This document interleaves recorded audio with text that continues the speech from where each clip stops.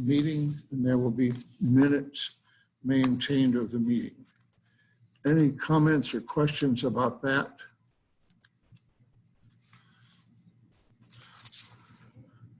Seeing none, the first order of business is to inquire if any member of the board or any city staff present have any conflict of interest with any item on the agenda.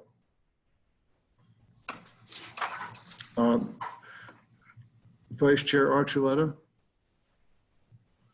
Oh, I guess we need to unmute everyone so that they can answer me. Okay, Vice Chair Archuleta? No. Mr. Bencomo? None.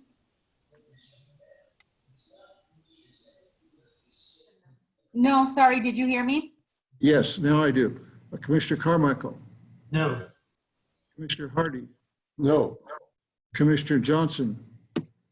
No. And Commissioner Sorg? No. And the chair, no. And staff? Staff, no, Mr. Chairman. Thank you. The next order of business is acceptance of the agenda. Can I have a motion to accept the agenda? So moved, Councilor Bencomo. Thank you. And a second? Commissioner Sorg seconds. Thank you. All those in favor by voice vote, Vice Chair Archuleta, Yes. Commissioner Bencomo, Yes. Commissioner Carmichael, Yes. Commissioner Hardy, Yes. Commissioner Johnson, Yes. and Commissioner Sorg. Yes. And the chair, yes. Okay. Did we have any public participation comments by email? Okay, there were none. Thank you. The next item of business is the administrative report.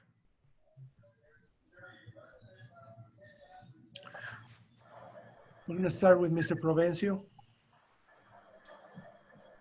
Good afternoon, Chairman, Commissioners. Jose Provencio, Deputy Director, Business Services. The update I provide at this point is the statistics involving the utility assistance programs that we have for our customers. And this will reflect the June activity. The current slide in front of you presents the statistics that were logged for this month. For each one of the programs that we have to help tide customers over for utility payment.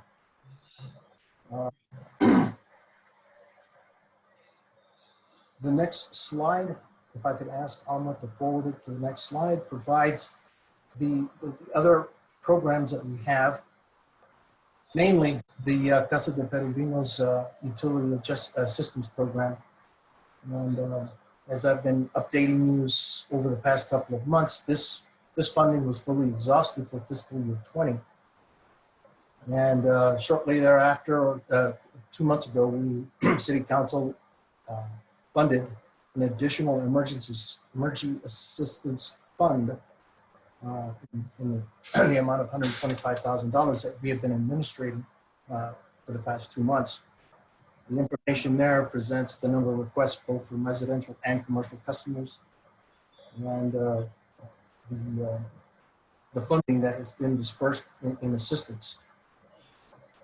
Pertinent information here will be summarized as I go to, if I can ask Alma to scroll to the next slide, is the gross assistance available from the $125,000 funding from City Council to assist our utility customers. At this point, we fully expect to date that this secondary emergency funding will be fully exhausted, probably by mid-month of July. However, since we've rolled into the new fiscal year, we are now have funding access for the $100,000 that we typically have at the beginning of every fiscal year to assist our customers. I'll keep you posted on the activity as we go forward. And I'll stand by for any questions you may have. Okay, thank you. Questions? Obviously, we will need to watch the balance and keep the city council and the mayor advised as to how that balance is shrinking. Chairman, Commissioners, we do provide a weekly update to the staff at City Hall. So they're well aware on a weekly basis what the status is of the emergency funding level. Okay, great. Commissioner Bencomo, you had a question? Yes, thank you. This is Commissioner Bencomo. I just had a clarification question. This, what you said would be tapped out by the end of by the mid-July, that is not the same fund as the emergency fund, or it is? You think the emergency funding would be tapped out? Chairman, Commissioner Bencomo, the data I have in front of you is what is available under the City Council funding of $125,000. I also noted that since we transitioned and since we moved into new fiscal year, we have $100,000 available to continue that assistance going forward, and we'll track that progress and that fund reserve as we go through first half of the year. Okay, thank you. I appreciate that clarification. You're welcome. Okay, thank you. Go ahead.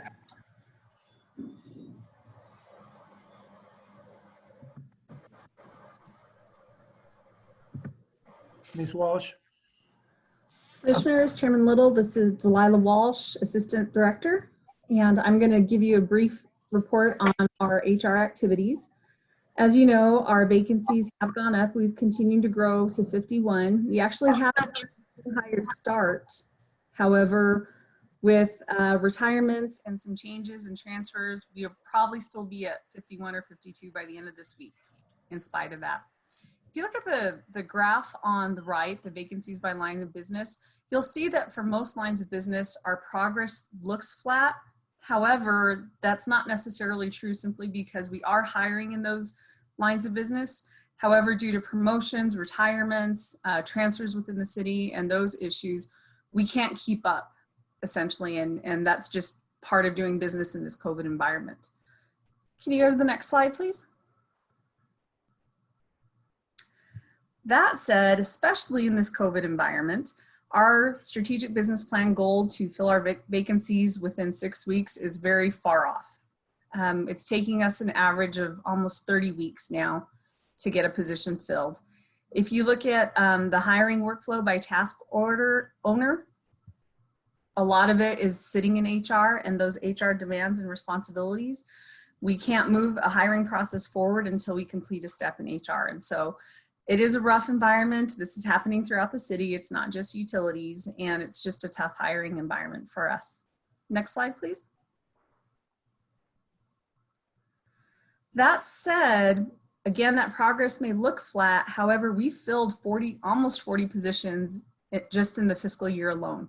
And so we started out with 47 openings. We filled 40 of them, but we've incurred more vacancies even in that process. We're still awaiting the 6 reclassification requests from HR. This means we've moved a position maybe from wastewater to business services or somewhere else throughout the utility. We are still waiting on 4 new job descriptions in order to post those jobs. And as of the date of this report, we were awaiting hiring review committee determination, meaning can we move forward with those new hires?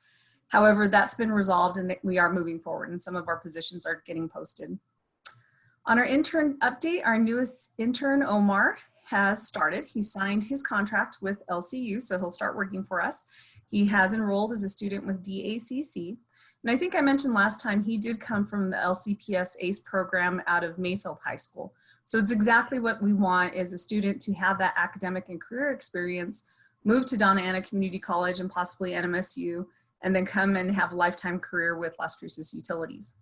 And so this will be a good start for us. Unfortunately, I'm sad to report that LCPS's ACE program is suspended, so we won't be able to take advantage of that career exposure as part of their curriculum this semester. Hopefully things change in the spring, but for fall, just based on the decisions of LCPS and keeping their students safe, they don't want them moving around in those career environments. Next slide, please. Looking forward, the HR coordinator position is still our top priority. We're waiting on a PAQ approval. That means we don't have a job description from Human Resources yet. We can't post anything until the position is HR. We are focusing on staffing while complying with the COVID-19 policies, and we'll talk a little bit more during the COVID presentation. The overtime report's pending. I'm still having some challenges just breaking out what you need to give you a comprehensive look of what the vacancies means to our overtime. Our longevity and potential retiree analysis is pending. I have to wait on HR for some information because we have employees who have had prior careers with NMSU, state government, the county, and it counts toward their retirement credit. So I don't have a full picture of who we could possibly lose. But as you know, we have a very well-experienced staff throughout the utility. And that's common throughout the country. We have so many specialized positions. Typically, you do have a more experienced workforce. Also, our staffing analysis with temporary employees is pending. We are entering into new contracts with our temporary staff, and so we'll be able to update those reports more completely. Next slide, please. Do you have any questions on the HR side before we get into the COVID? Any questions? I have one. Yes, sir. Among those items that are stuck at HR somewhere, is one of them the hydrogeology position that Commissioner Archuleta and I were interested in? Mr. Chairman, Commissioners, we have designated a position as the hydrogeologist, and Adrian's staff has done a great job. They've sent me the initial description, what we call the PAQ, all the items we have to put in that to create the job description. I can't submit that until we get the other ones back. So what happens is that questionnaire has to go to a consultant. The consultant drafts a job description. HR has to approve it. They set the salary standards, and it comes back to us. But it is in our budget, and we have the initial questionnaires. My fear is we're not getting anything else back. And we have a lot of priorities that need to be resolved. It is a priority, but it's going to be pending until HR completes the other job descriptions. We're ready. And I'll give you an example. I'm sorry, Mr. Chair. The HR coordinator position, you all last fiscal year for 1920. And we budgeted for 1920. We still don't have the position. So I'm hoping that's not indicative of what's going to happen with the hydrologist. Okay, thank you. Go ahead. Alrighty, Commissioners, on our continuity of operations plan, we submitted that early on in the start of the calendar year. We're still under that plan. All programs within the utility are 100% operational. Nobody is working part-time or half-time. We're meeting 100% of our operational needs. Our return to work plan is still in effect as it was for July 1st. That is because the governor has delayed the phase 2 reopening to July 15th. That means we remain at 50% staffing levels. We only allow 10 or less people to gather at one point, only with masking or social distancing. Our common areas remain closed. There is a press conference today at 4 o'clock, and I'm imagining the governor has new orders to come out simply because the other press conference was scheduled for the 14th of July, and we received notice yesterday that there will be one today. So I'm sure there's going to be changes to the current order. We continue the weekly situational reporting to the city manager and LCU board. As Mr. Provencio mentioned, we do report the balance of those utility assistance funds, and I've added that to the SITREP. So it's at the top of the weekly reporting in the SITREP, so they are aware on management side. We are continuing to track our PPE. We do have adequate supplies for all associates, and we are fully functioning within our warehouse, and everybody has what they need in order to keep safe while working. Next slide. We are working on compliance with the Families First Coronavirus Response Act, and we've been fully compliant within the city of Las Cruces. What that means is we have to make sure our employees have completed their COVID FMLA paperwork with HR in order to have those time off benefits related to the coronavirus available on their system. We are averaging about 3 associates per week out for either quarantine, extraordinary leave, emergency paid sick leave. This has gone down. We were averaging about 8 early on. We're at 3 now, but I expect that number to go up quite a bit when school starts. On that note, LCPS has notified parents and students that they will attend school physically only 2 days a week, meaning that our associates with kids will be home, their children will be home 3 days a week. As with everybody else in the city, any COVID positive cases, we are quarantining those staff. We continue our increased sanitization. We've actually started tracking our extraordinary leave a lot better now, simply because what was supposed to be maybe a 4-week incident or maybe a 2-month incident, we anticipate going until the end of the calendar year. And just based on some of the activities that we see happening. I know I've got my eldest son works for the state of New Mexico, and his boss told him, you're not coming back from home until October or November. So, and he works for DOT, so he'll be working from home for a while. We are continuing to track that growing paid leave accruals. People can't travel, obviously, so they're not taking time off. We expect that will change when school starts. There will be some changes, but our employees continue to rack up that time off simply because we're running at full operations and there really is no time to take. We do encourage them to just take their time off and get a break. You know, everybody needs to have a day off every once in a while, and so we're able to accommodate that. We haven't heard any updates from city management regarding pay differential. I know they've got the entire city and all their union contracts to consider, but we just haven't heard an update at this point. Are there any questions related to our COVID responses? Any questions? Commissioner Carmichael, Delilah, could I go back to the staffing report just for a second? I'm not sure I quite understood the status of the HR coordinator that's been in process for so long. Is there something that needs to be resolved to get that started on the right track?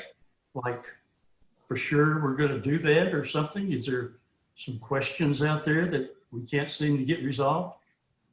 Mr. Chairman, Commissioner Carmichael, that's an absolutely valid question. I do ask for updates monthly, and I understand HR has quite a bit going on right now regarding the FMLA leave as well as other requests. Those all go to a consultant, and I don't have a status update. I do get a response saying, yes, we're working on it and it's in the pipeline, but I really don't have an answer to that question. So it's just pushed very low on the priority list, apparently. Is that what I'm hearing? I really don't know. I can't give you an answer. It feels that way, but there's no way for us to know what challenges that they're dealing with at City Hall. Perhaps we could get a report next month or in another 2 or 3 months from the director of HR, perhaps. Absolutely. I will definitely follow up and ask again. Okay, and Mr. Maestas has something. Yes, sir. Thank you, Mr. Chairman. I appreciate the acknowledgement, and members of the board. This is David Maestas, interim city manager. As Ms. Walsh pointed out, with the pandemic and with the changes in several of the leave status for employees, our human resources department has had a change in their emergency responses for questions, comments, changes in each of those leave statuses. So they've been quite busy tasked with that.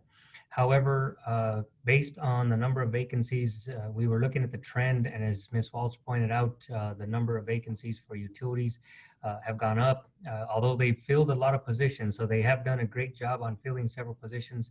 Since we've seen the change in the vacancies, I have gotten with HR, and I will be working with them to make sure that the coordinator position for utilities is a high priority.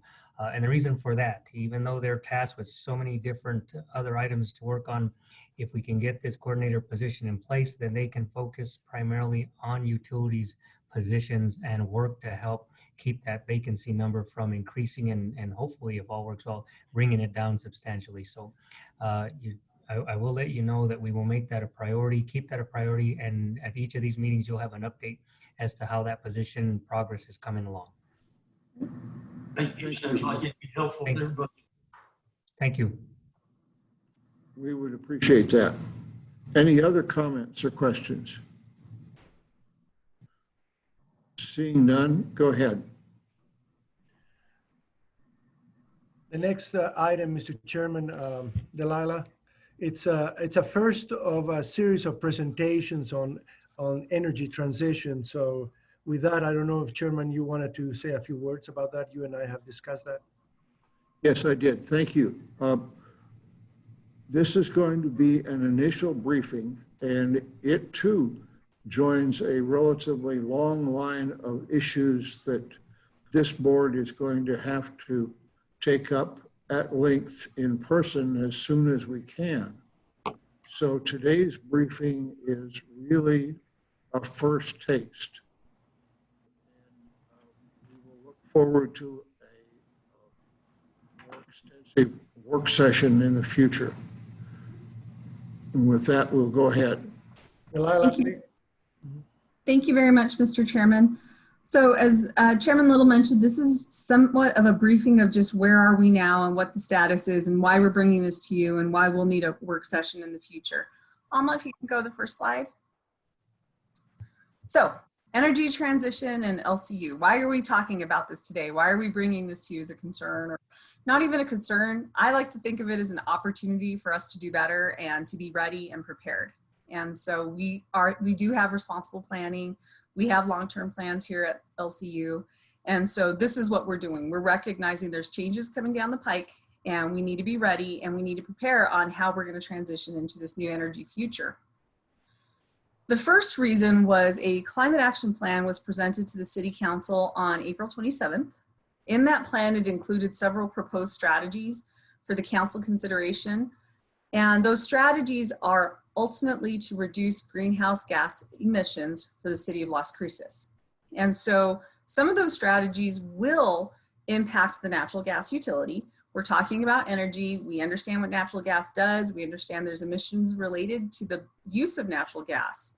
So in that process, Lisa LaRocque is our sustainability officer, and she was really great in making sure I stayed informed and stayed involved with the greenhouse gas emission reductions steering committee. That was a really big name, but that steering committee was actually responsible for a lot of the input leading to these strategies and the ultimate climate action plan. So that action plan has not been approved by City Council, and the strategies have been presented, just like we're doing today, just information for the council's consideration, and will come as a resolution later on down the road. I don't know when that is. Lisa and I have talked, and she's said she'll keep me informed of how we're going to move forward, but we're not there yet. In addition to that, the state of New Mexico in recent years has enacted the State Energy Transition Act, and that is an amendment to the energy portfolios with the Renewable Energy Act that was passed earlier in the 90s, I believe, when that one came out. In the State Energy Transition Act, it applies mostly to REAs, the rural electric cooperatives, and the public utilities. So it does not apply to Las Cruces utilities because it does not cover or set the goals for municipal providers. But in that act, in that Transition Act, there is a push, and it's a great goal, for an 80% all renewable energy portfolio for our energy providers. So of course, our major provider is El Paso Electric. And so under this act, 80% of their generation has to be from renewables by the year 2040. 100% of their generation has to be carbon free. So they could burn natural gas as long as it's carbon free, meaning that they have scrubbing technology. We don't know what kind of technology will exist by 2050 or 2045, I'm sorry, is the goal. So those are the things we have to think about too. It's a change in the way New Mexico is working. We want to look at solar. We want to protect our environment. We want to have clean air. That said, those initiatives do have impact to our gas utility. Should we be required, either through our own city ordinances, through the adoption of some of these strategies, or through state of New Mexico statutory regulations? We don't even know what the federal government would do when it comes to renewables and energy transition, but we know we're headed in that direction. With that said, we have to consider that as a natural gas utility, we do not service the city of Las Cruces only. We are a regional utility when it comes to natural gas, and we service over 40,000 customers throughout the entire county and the area. We have major industrial obligations to NASA, to NMSU, and to Zia Gas.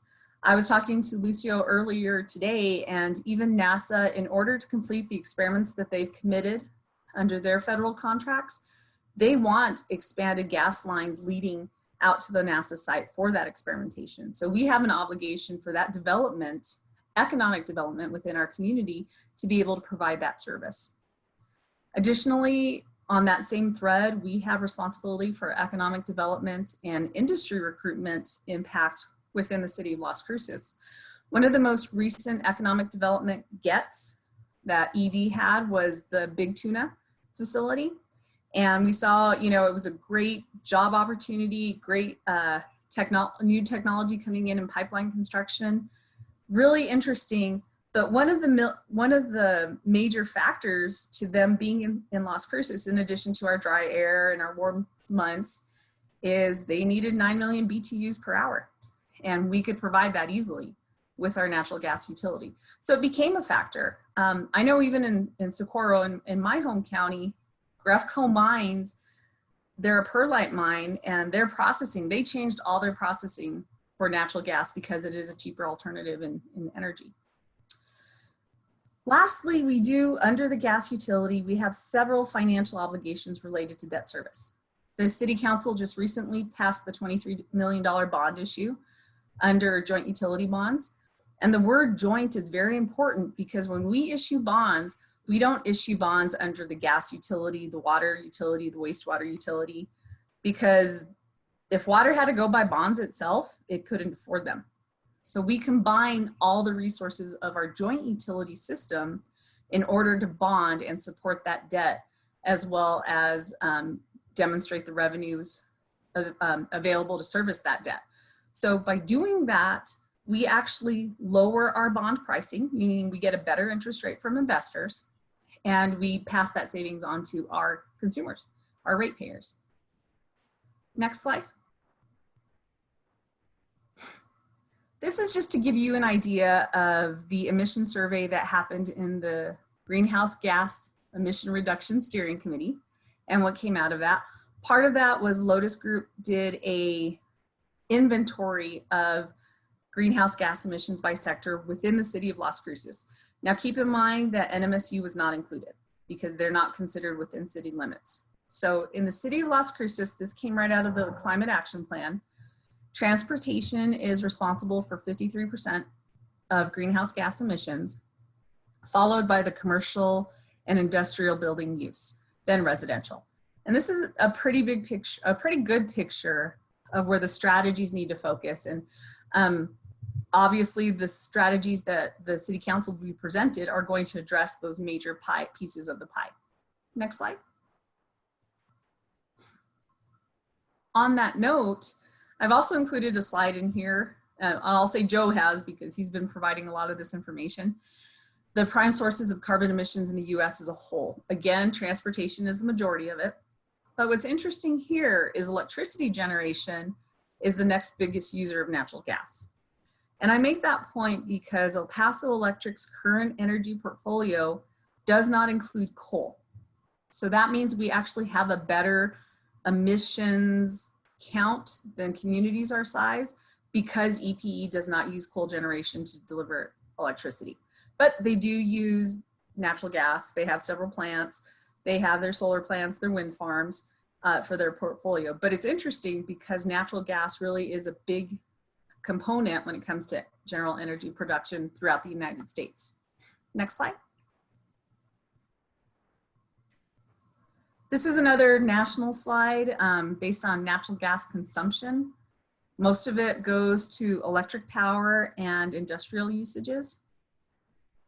And again, transportation's a big one. So again, we talked about greenhouse gas emissions on the prior slides.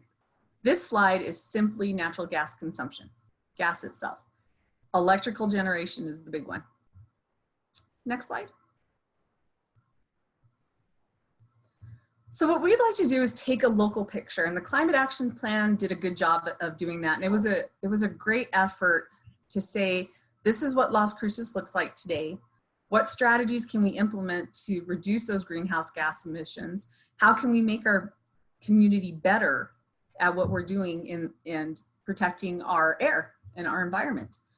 So we'd like to do the same thing and take that same strategy and sort of run with it, in the sense that what we'd like to do today is start to quantify the current natural gas utility emissions within the city limits at the 2020 levels.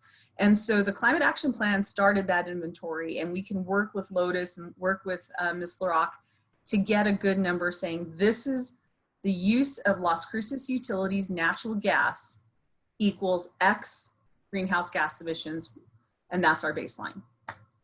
Then what we'd like to do is estimate our incremental growth based on the growth of the city of Las Cruces and our own historical knowledge of growth. I think it's really interesting. On Tuesday, we had a staff meeting, and our community development director, Larry Nichols, he said in June, last month, was the highest number of residential certificates of occupancy issued for the city of Las Cruces. I think he said since 1985. So that tells you our community is growing. In addition to that information, we do know that in the last 12 months, we've had 668 new connections. And each one of those connections, when it comes to gas, new connections to gas, we know that we have about 1.3 metric tons, or I'm sorry, 1,300 metric tons related to that new connection growth. And that's just based on the typical consumer household using natural gas. So we did that through our billing cycles and doing an analysis of our actual customer use today. With that information, we believe we can set our baseline of today's emissions and say, we're gonna cap it. That's the most LCU natural gas will ever be. And ideally we wanna reduce that, but we're gonna start with just the baseline and cap it. Then careful planning to mitigate the impact of that future growth that I just listed above. So in other words, we're gonna cap our emissions at X, and then whatever that differentiation is moving on to growth or future or whatnot, we're going to ensure through other programs or other ideas that we pull that back down to zero and keep our X flat. Ideally, we want to reduce our X overall, but we have to do it with responsible planning and strategic decisions over the long term. Next slide. So how do we do that? Right now we have current offsets and projects that we're doing to reduce our emissions and our impact on the community and the environment. One is our cogeneration project at our wastewater treatment plant. So Commissioner Hardy, I'm not sure if we briefed you on this yet. I know you haven't had a tour, but we actually use cogeneration engines at the treatment plant using the methane gas in combination with natural gas or with our electricity and generate that power. And so that's something we can expand upon, as this was only first part of our project experiment. Another thing to consider is what we're doing today. We actually have existing tree carbon sequestration happening within Donna Ana County. It was not included as part of the Climate Action Plan as a consideration for carbon offset.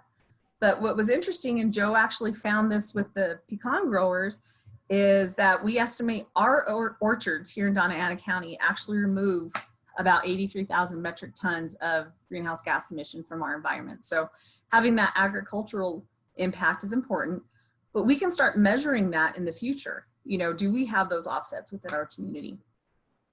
In addition to that, or on that same thread, is an urban tree canopy.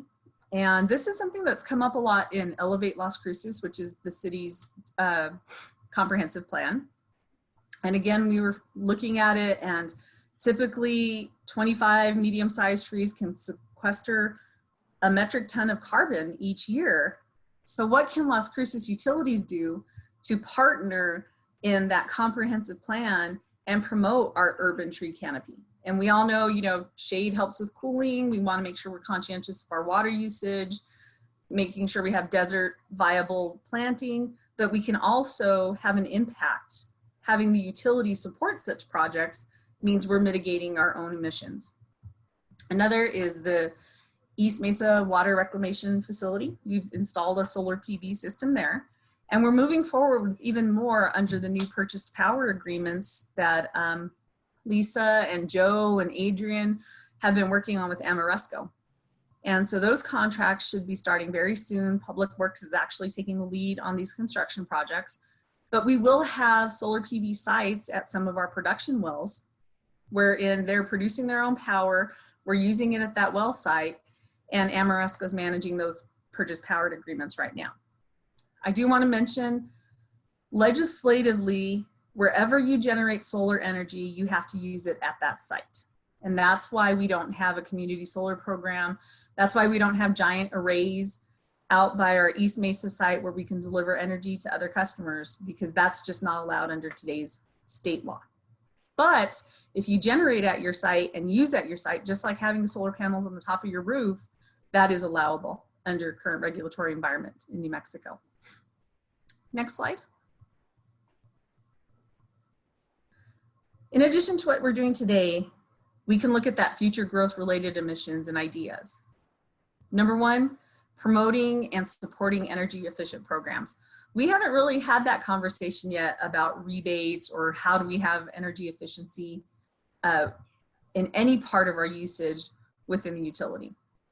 We can, through the utility, as the joint utility, support carbon sequestration, offset, or reduction projects. So if that means the city has a urban tree canopy project, if we can contribute to that project either financially or through other types of support or with our water conservation program, whatever we can do to support that development and then count it toward our efforts to reduce our emissions. So it's kind of a balance. We'll support these efforts in order to offset our growth, our emissions growth based on usage. We can also partner with researchers for development of carbon scrubbing or carbon reduction technologies and research. As I mentioned with the Energy Transition Act, the push is not for 100% renewables in 2045, it's 100% carbon-free options. And so we can actually be part of that research and part of that technology. We've got excellent researchers here at NMSU. Of course, I'm partial to New Mexico Tech since that's my alma mater, but they are doing a lot of sequestration research there also. So we can actually be part of that, just like we've been part of the algae growth and experimentation at the Jacob Hands Treatment Center with NMSU. So we have those opportunities. We're also can continue to develop solar PV sites for our operations and perhaps support the financing of such at other city facilities. So not just at the administration building for utilities, but perhaps we help do something at City Hall or another facility that's not just utility related in order to offset our emissions growth. Finally, we can look at somehow supporting or expanding PV generation for our own local residents. As you know, if I'm an average and I have to make a choice between a $25,000 initial investment to produce solar or to feed my family, solar is going to be pretty low on the list, especially when you're in a lower income area.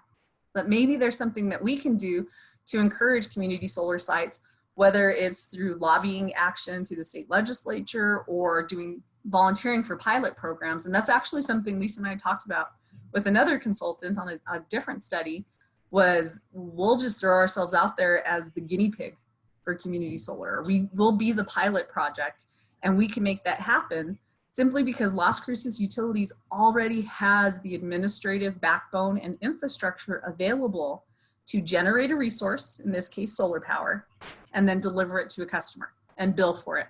Just like we produce water and deliver it to our customer, we could do that with solar power if allowed by the legislature. So maybe that's a project that we invest in the future. Next slide.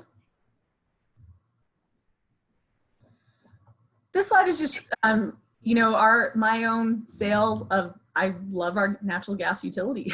It does great for the utility as a whole. And it is the financial backbone for not only our utility, but even for the city of Las Cruces. When we are included with city financials, we do well. The Las Cruces utility system is a great enterprise system to have in your economic portfolio as a city. But the point I want to make is about the energy generation, and that goes back to the first few slides that we talked about earlier. And it's that the use of natural gas at the flame is so much more efficient than the use of natural gas at electric generation. So we're about 92% efficient. When you light your stove and you use up that natural gas, there's very little loss in that whole process. In the transmission process and the use process, you're using up over 90% of the natural gas to generate that heat and generate the energy. When an electric utility burns natural gas in order to generate electricity, it takes 3 times as much natural gas to come out with the same net unit of energy. And so what we don't want to do is have electrification for the sake of electrification. We want to have electrification only when it's for the purpose of using a renewable energy option such as solar PV.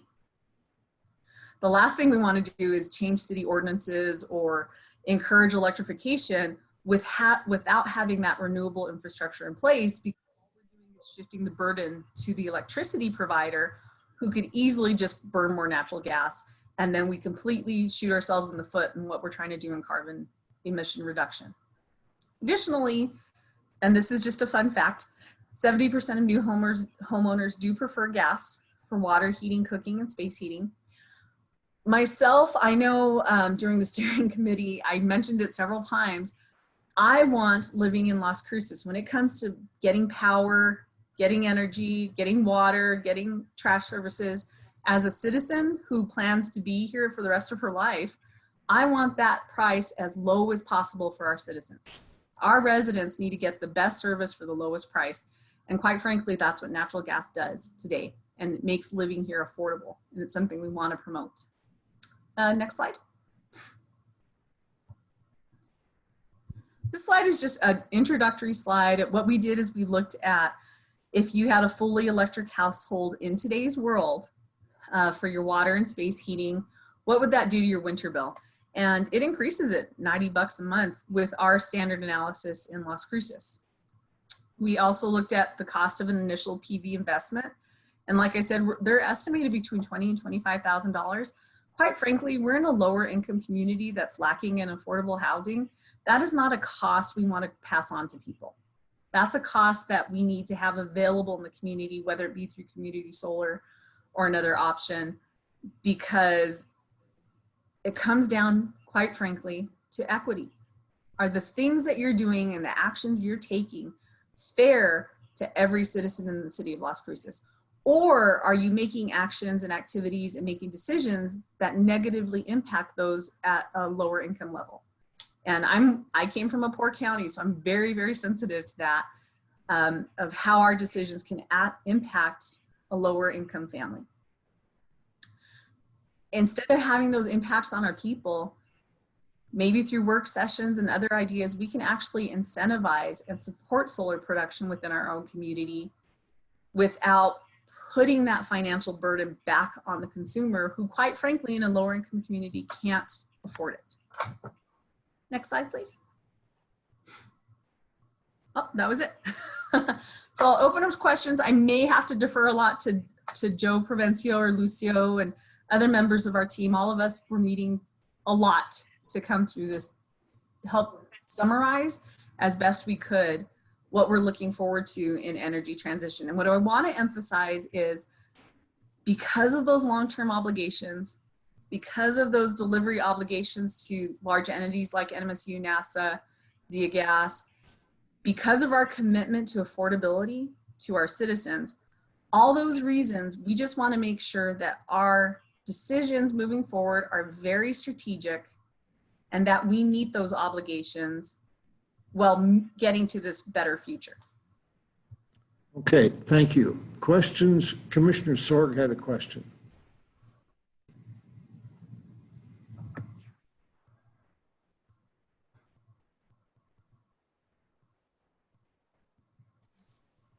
I had my window a little too far low, so I couldn't get to the icons at the bottom there to open up my microphone. I've been shuffling things around here just to get the whole picture here. Excellent. I'm so glad we're talking about this. Thank you, Delilah. This is a good thing to do. I just was kind of curious when I first saw it, how it got a start in doing this presentation, what it started it out, and you explained it well. Yes, our climate action plan we're working on in the city council or in the city staff, and that's something that we want to continue to work on. Isla Rock is working on that hard. The State Energy Transition Act, you gave the impression that that might include natural gas. I wasn't aware that it included natural gas. Is that so? Commissioner Sorg, you're right. It does not include natural gas. It's only at the generation point for those public utilities.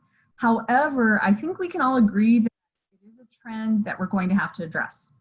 Yeah. As far as those changes. So that's really, it's not that, it's more demonstrative of the fact that we're seeing these changes happen. And I know you and I even talked during the committee meetings, at a federal level, it could change also. Well, yeah, I was going to mention at the end that things at the federal level may change what we're looking at here today. Yes. So, yeah, so we're talking about energy, electricity generation as far as natural gas goes, but as other uses of natural gas aren't part of that act. And but on the other hand, we need to plan for the future, because someday we got to reduce our natural gas use, not maybe to zero, but as far down as we can get it. Now I'm looking at a couple other things. I'm going through the slides myself right now. And yeah, the important one on slide 3 is the transportation, 53%.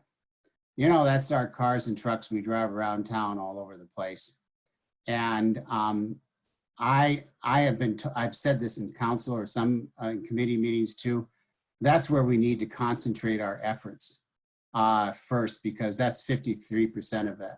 We could whittle that down to something in the single digits, maybe even, or not close to that, with electric vehicles, electric trucks, and so on. And they're coming.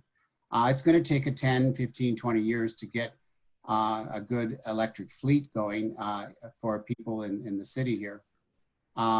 So that's where my main thing is. But of course, at the same time, you can't use electricity that's been generated by natural gas or coal, any other greenhouse, any other fossil fuel.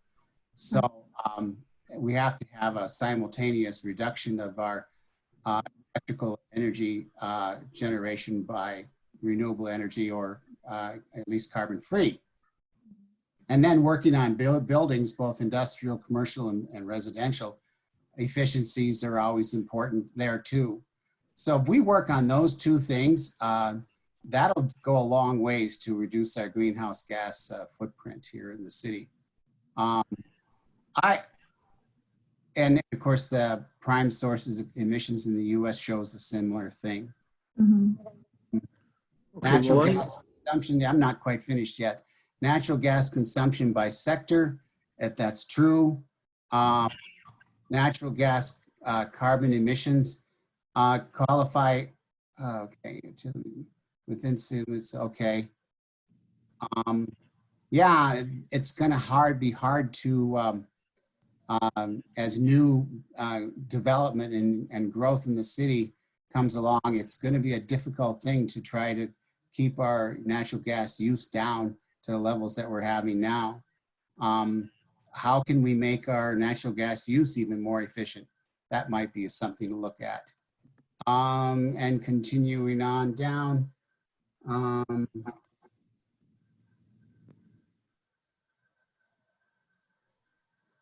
Okay. There, you mentioned in one of the slides, was it this one? Maybe not. That we have utility bonds that are supported by our natural gas part of the utility, as far as getting it. How long are those bonds taken out for? They 15, 20 or more years? Mr. Chair, Commissioner Sword, they're typically 20 years. 20 years. We're having those 20 years from- discussions on our 20 years financial from side. Yeah, 20 years from now would be 2040. Okay. And so everything we've done so far should be paid off by that time. And so it might be a good way to look at it. We'll see what we have to bond in here in the next few years that we'll have to think about that. Trees, very important here in the trees. Gil? Our existing pecan tree orchards, yeah, they are doing sequestration, no doubt about it. But what is the future of those trees? Are they going to be around for 20, 40, 50 years? Gil, we need to wrap this up. Let some other people I'm sorry, come. I really have some important things to say here, Chairman. I really need to do this. So, and I think I have the right to have the floor for here. Speed it up as best you More can. things to go. I only have a couple more things to go. And that is that on the solar PV and the tree situation, the tree canopy, I only wish our city could plant more trees faster. So support in that in any way we can get is good. Power agreements, good.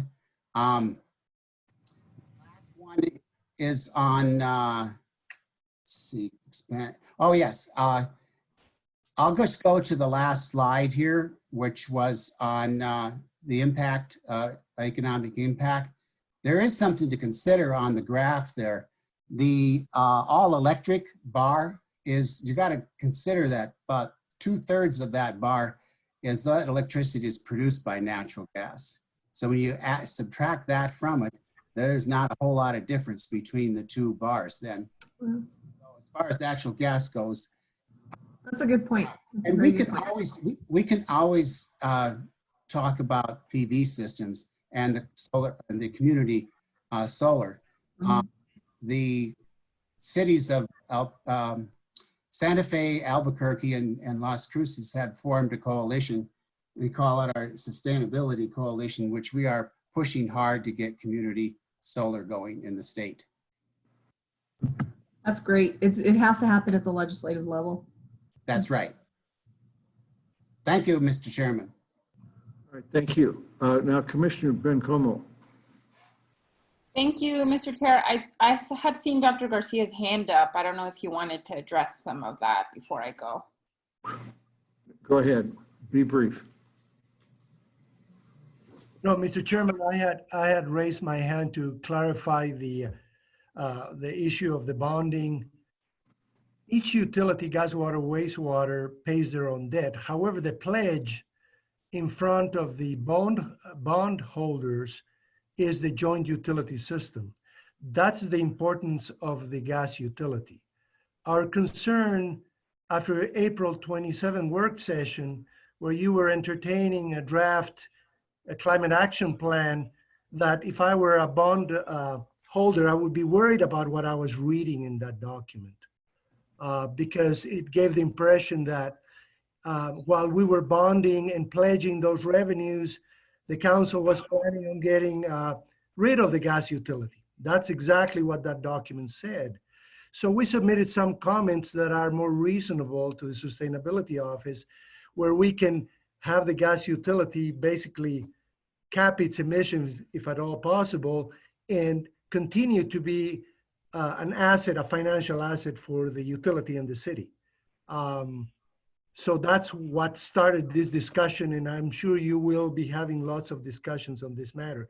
But you cannot on one side issue bonds pledging revenues of the gas utility, and on the other hand, having policy that the city council does that say the gas utility will go away in this period where we are pledging the revenues.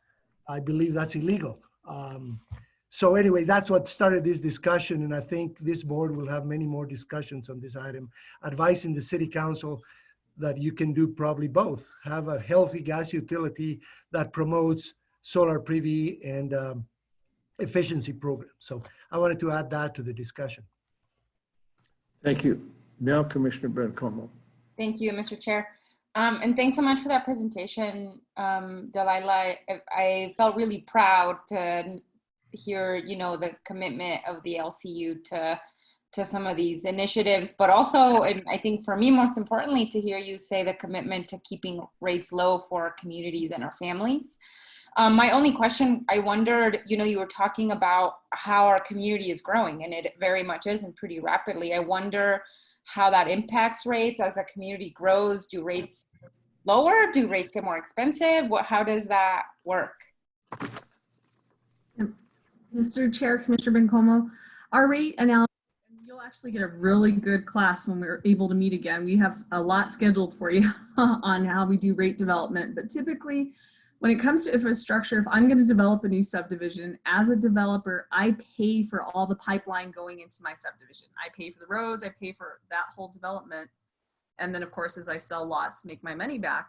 So the ratepayers are not responsible for that development. In addition to that, we have impact fees for, you know, adding to our system that pay for and absorb some of that. So really the rates come down to our efficiency of delivering that service, of producing the thing, whether that thing be water or gas or taking away wastewater, and then the transmission of that. So it could be trucks on the road, it could be all those expenses. So really our ratepayers benefit most when we're responsible with our money. And that's really the bottom line, that we're planning infrastructure well into the future. We replace lines timely, so they're not major expenses when we have to do line replacements. So a lot of that is just our ability to manage the utility as a whole in order to keep those costs down and be as efficient as possible. Thanks, Delilah, super helpful. Thank you. Okay, what's next? You won't hear from me anymore.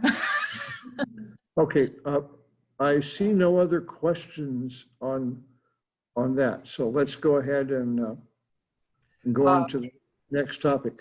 The next topic is a briefing, Mr. Chairman, on the joint utility bonds. During the budget process, you were briefed on the need to issue additional bonds for water, wastewater.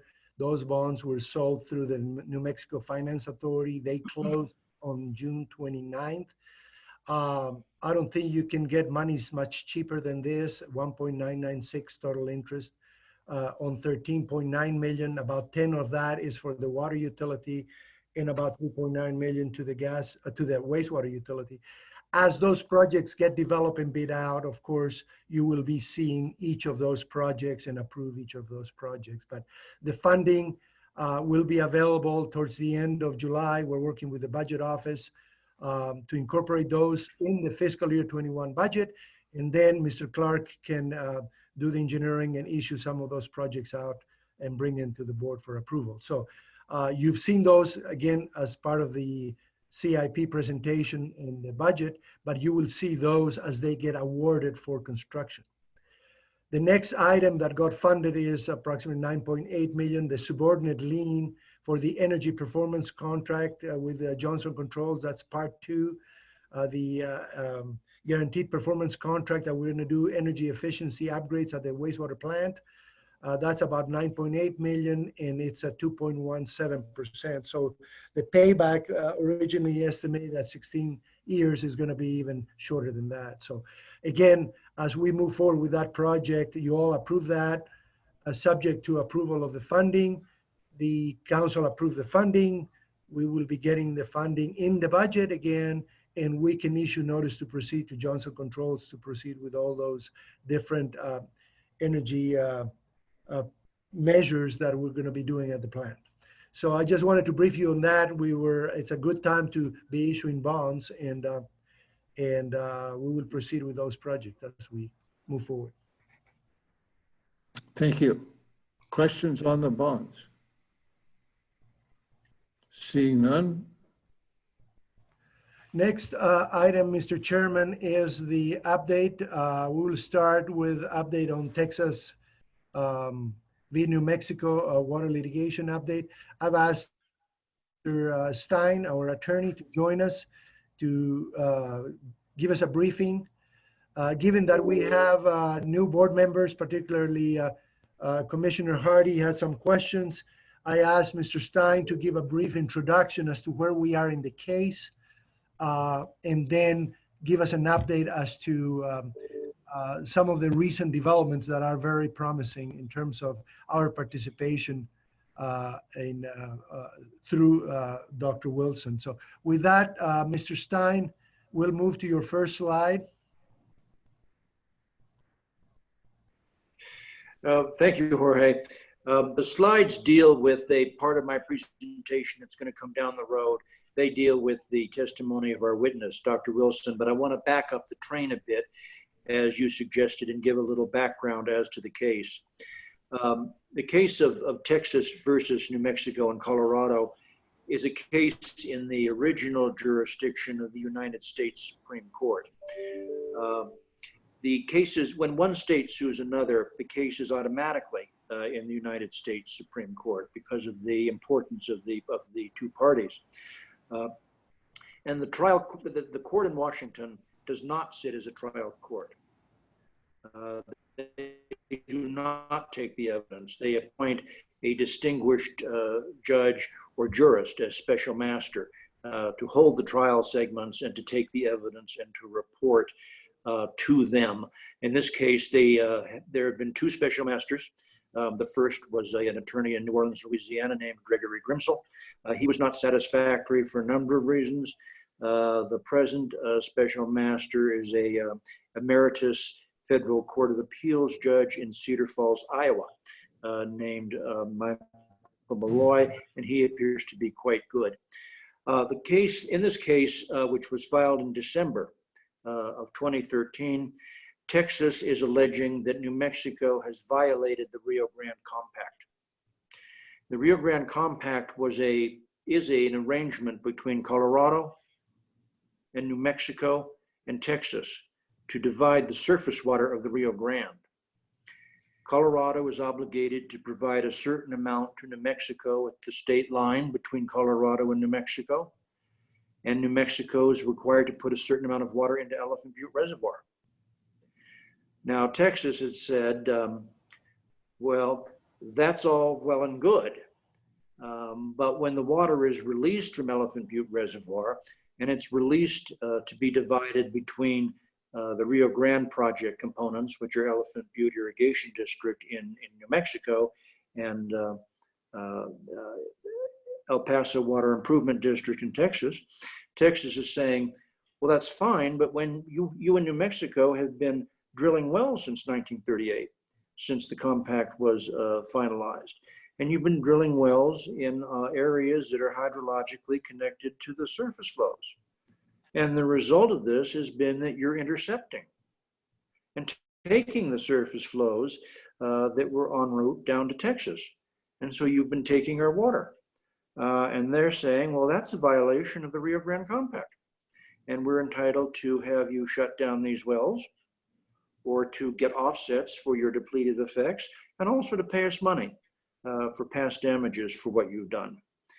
The United States was granted intervener status, and it jumped in to say, well, in addition to these claims, The groundwater that's been used by New Mexico entities, where your wells are drilled into the ground, such as those by Las Cruces, that's not state water. That's all federal water. So the state of New Mexico had no authority and no jurisdiction to issue permits. It had no authority to issue the city of Las Cruces any permits to drill water from the ground. That's all illegal. You should have come to the United States to get contracts to use that water, because it's not state water. It's all federal water that we've owned since 1903. So those are the principal issues that have been raised by, first of all, Texas, and then the intervener, United States. There are a number of amicus, those are friends of the court that aren't parties to the case, strictly speaking, but they're interested entities that are allowed to appear and file briefs and the like. Las Cruces has been an extremely active amicus on the side of our party, the state of New Mexico, and we filed briefs urging the court not even to take this case. And then we filed briefs in support of a motion to dismiss, but we've been very active and very much aligned with New Mexico.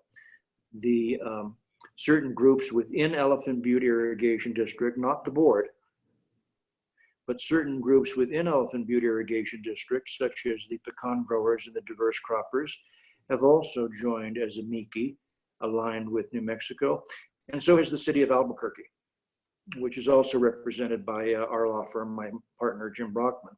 And their concern is that principles that are established in the lower Rio Grande will later be imported up into the middle Rio Grande and create issues there for Albuquerque and for other entities there.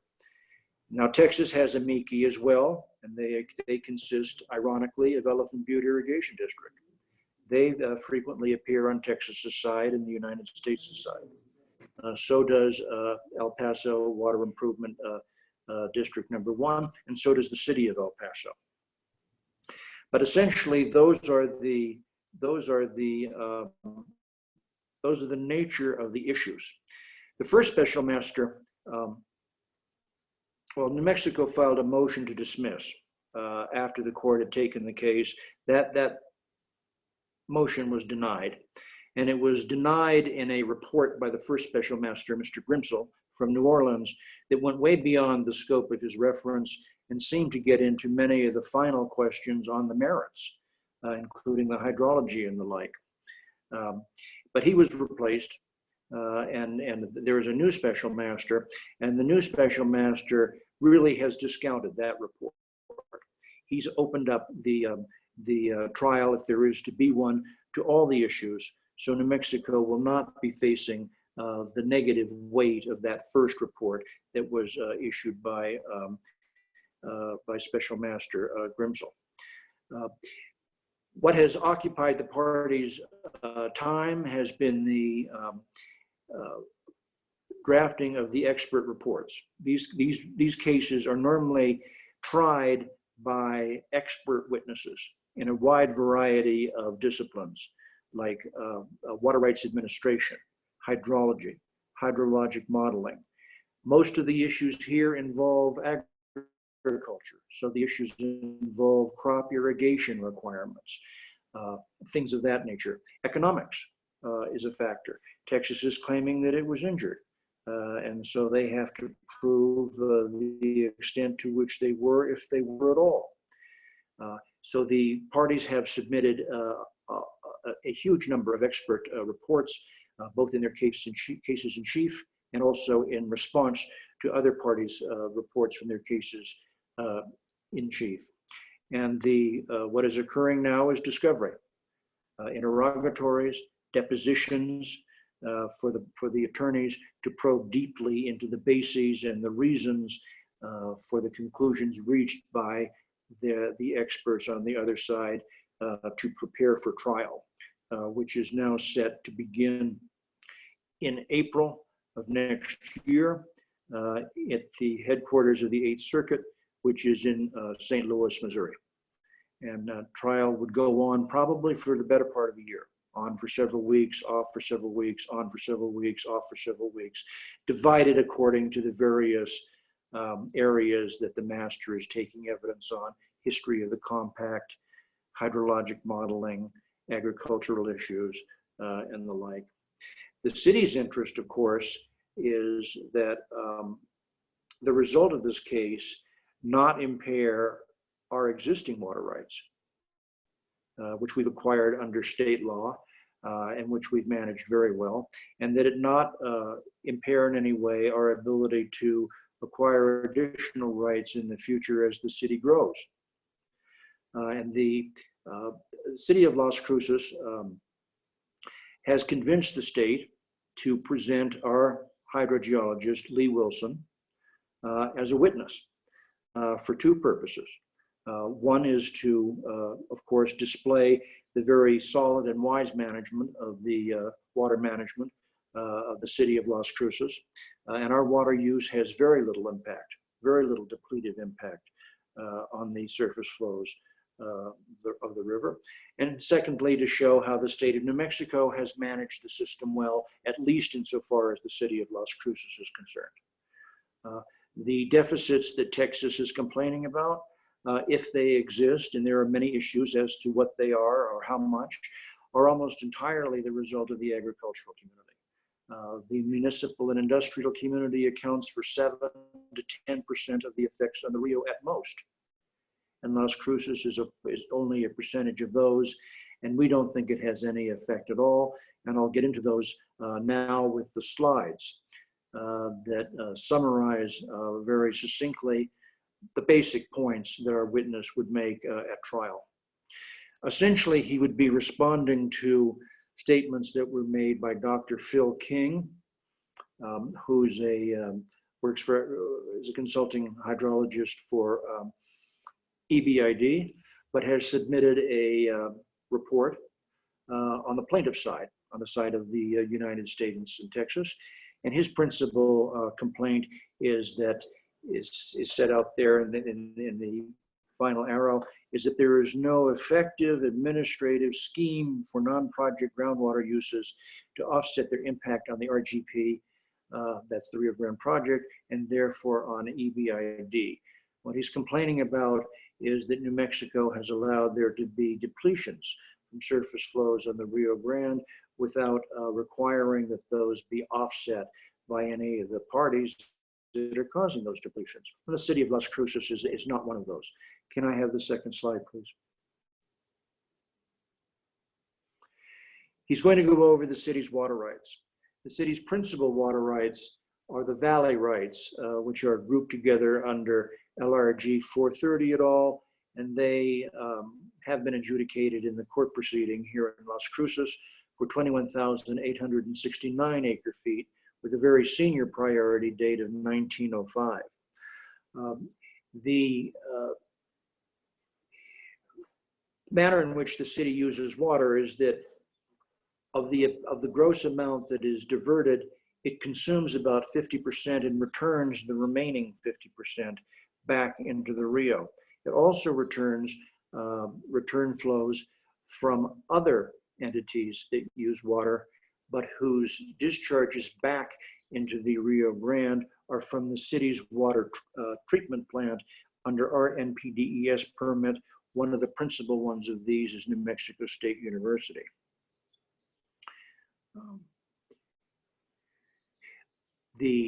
Because of the city's early priority date of 1905, it is not required to offset any of its depletive effects under LRG 430, but has agreed to return all of those effluent discharges into the Rio in circumstances or in years in which the allocation in Elephant Butte Irrigation District is 2 acre feet or less. May I have the next slide, please? The city has 2 other principal water right well field permits. The one at the top refers to the city's water rights on the East Mesa, and those are for 10,200 acre feet of water. The East Mesa is hydrologically disconnected from the Rio.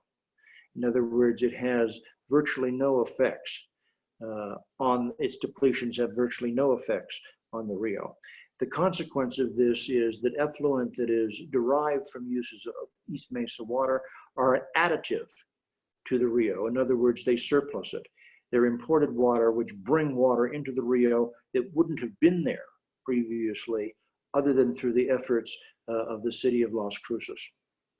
Nevertheless, there's a very small offset requirement, which is negligible. It's something like 100 acre feet after 100 years. The city has a third well field, which is on the West Mesa. That's in the bottom bullet. That offers the city 8,000 acre feet per year. That's in close proximity to the Rio, and the city will have to do a 1-to-1 offset when that well field comes online at some point in the 2030s. In other words, if the city were to divert the full 8,000 acre feet at some point, it would be returning half of that, or 4,000, because it only consumes 50%, and would have to come up with offsets for 4,000 acre feet of water. Next slide, please.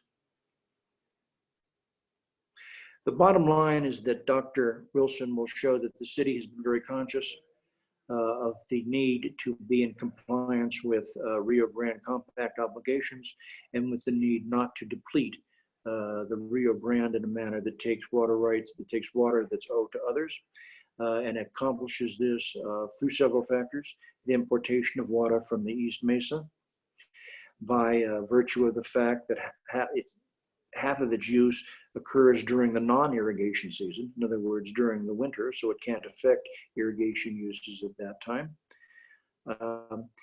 and that it contains an ongoing amount of wastewater discharge, both from its own use as well as from others that it carries. It's a way of showing to the court that Las Cruces in particular, and secondarily the state, have been conscious of the need to protect surface flows of the Rio as a equity in New Mexico's favor. And Dr. Wilson's deposition is presently set for the 23rd and 24th of July. I'd be happy to answer any questions. Thank you. That's a bigger mess than I thought it was. I appreciate all that detail. Is there any danger that El Paso is going to outspend us in the fight against them? Always. There is always that danger. Yeah. But the legislature has been very generous to us and understands fully the importance of maintaining water rights in New Mexico for use by New Mexicans. So far you think we're covered pretty good? So far, so good. Okay. Well, this is certainly money well spent. Thank you for that detail. I appreciate it. Thank you, Councilman.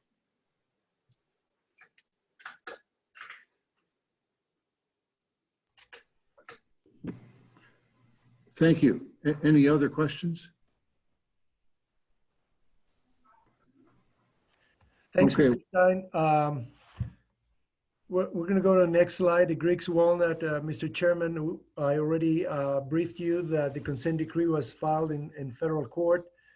Originally, we thought that one of the private entities that are in the litigation was going to oppose the filing. It doesn't look like they will. So attorneys have informed us that the consent decree should be approved by the court very soon. There's a court scheduled mediation with the Rawson operation, that's the other private. And I want to correct this slide. It should be August 10th, 2020, not August 20, 2020. So the original date was for August 10th. I believe we're still lined up for that. So that's where we are on that litigation. After that is filed, then we, as I briefed you at the last meeting, we are settled with the federal government, and we have the duty to continue to the cleanup with some of the funds that we will receive from the National Guard. Hopefully we can have a settlement with the other two entities, private entities that likely contributed to the site, and they can bring something to the table. I don't know what's going to happen with those two entities, but next slide, please. I also brought up the new item, the West Greeks property of some alleged contamination that came out of testing done in 2002 by the USGS. That is tied to this project. technically because the hydrology indicates that some of the contamination started in the valley and moved toward the east to where the well field is and where we found the contamination. There was also local contamination at the guard property and at the old airport in many areas near the well. So the West Greeks property, Ms. Whitmer is working with consultants to respond by July 13th to how we're going to plan to address the parking lot issue. We anticipate, hopefully, that it's going to be a simpler solution to mitigate, and we'll see what we find, but we will have to do additional testing on that. Next slide.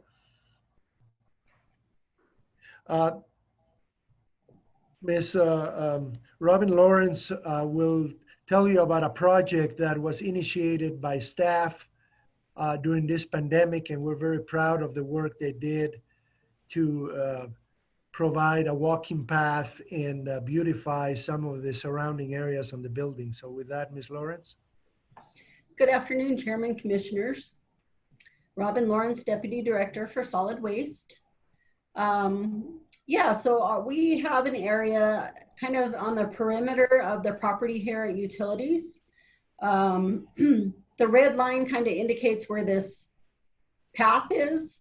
And staff has used it for the last several years, you know, kind of walking when they have breaks or during lunch to just kind of get out and away from their desk.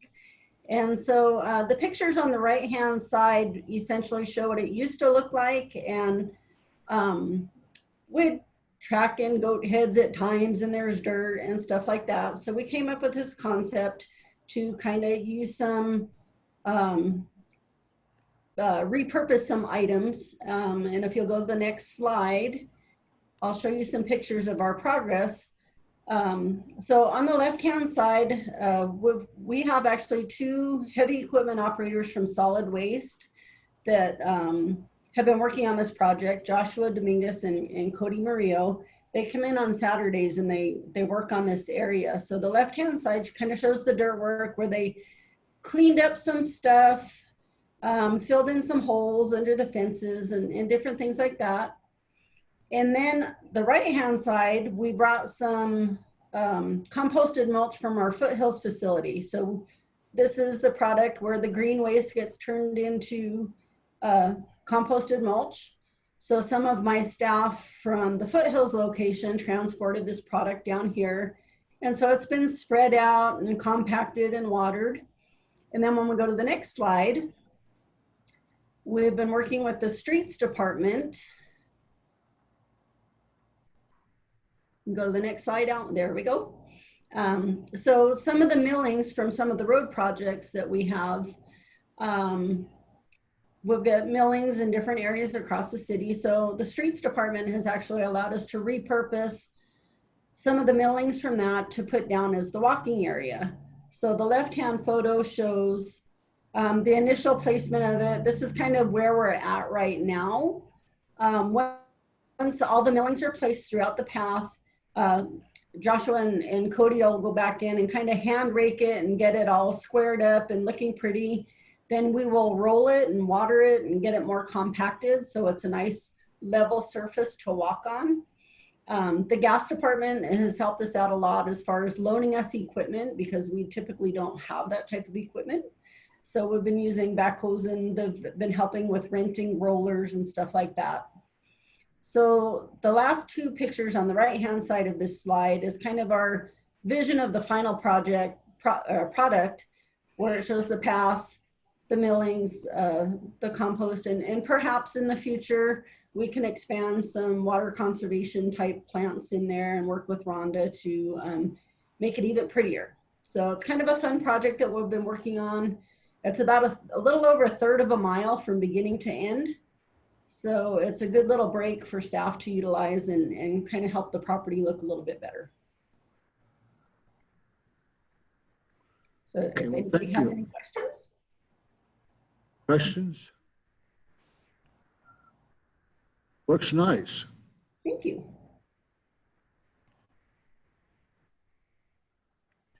we have projects now, Mr. Chairman. Go ahead, please. Thank you, Chairman, Commissioners. This is Carl Clark, Deputy Director, Environmental and Technical Support. Here to give you the 3 projects that is selected for July 2020. The pre-1965 Foothills Landfill Excavation, the Jacob Hands Wastewater Treatment Facility Improvements Project, and the City of Las Cruces Gas Operation Connections of Customers at Talavera. Next slide.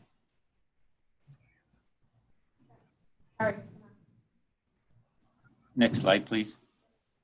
Thank you. So the pre-1965 Foothills Landfill Excavation, we technically have 4 contracts out there right now for this project, with a total combined contract cost of approximately $1 million. The contract time is 104 working days. We will be asking for an extension of time on this project.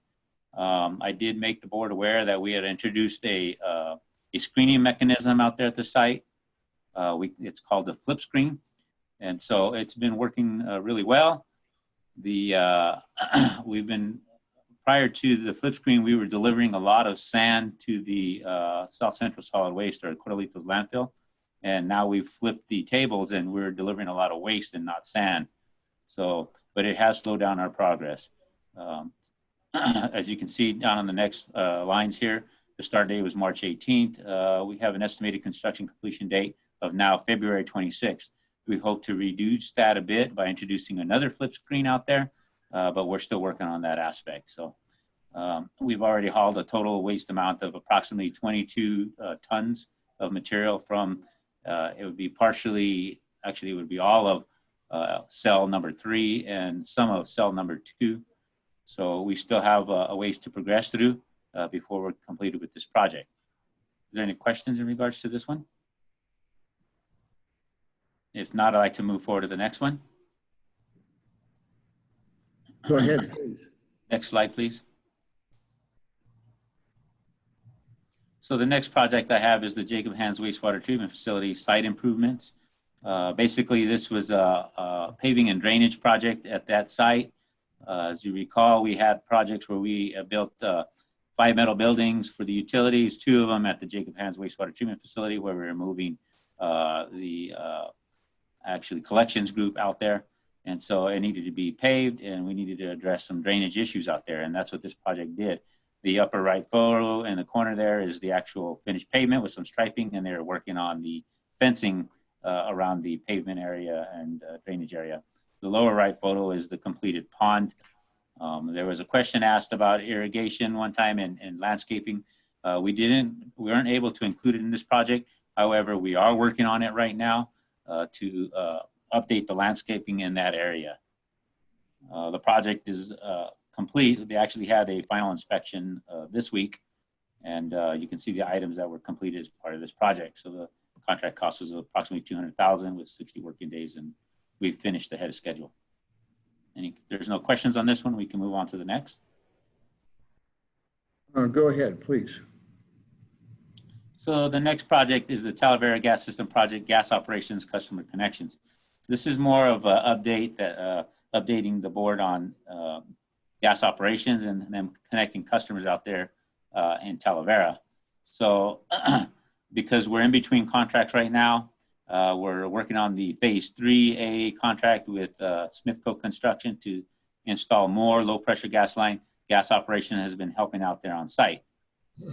They actually purged 19,000 linear feet of the PE gas line that we installed as part of the Soledad Canyon Road project from Dripping Springs to Ventana View. They completed that. There's a potential for 8 customer connections out there due to that purging that are immediately off of Soledad, that front Soledad really. They've also extended approximately 630 feet of 2-inch PE gas line. I think I showed you that a month or so ago where we picked up the first customer. They've also extended another 3,300 linear feet and picked up 2 to 3 large customers out there that off the same road. It changes from Talavera and then bleeds into Mystic View Road. Dripping Springs Road, we have 1 customer signed up. That's the single house that you first run into as you're heading east towards the mountain. They've already signed up for a meter install, and that's pending. Any questions in regards to this project? Any questions?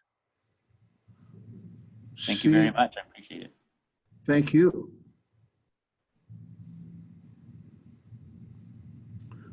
And what's next?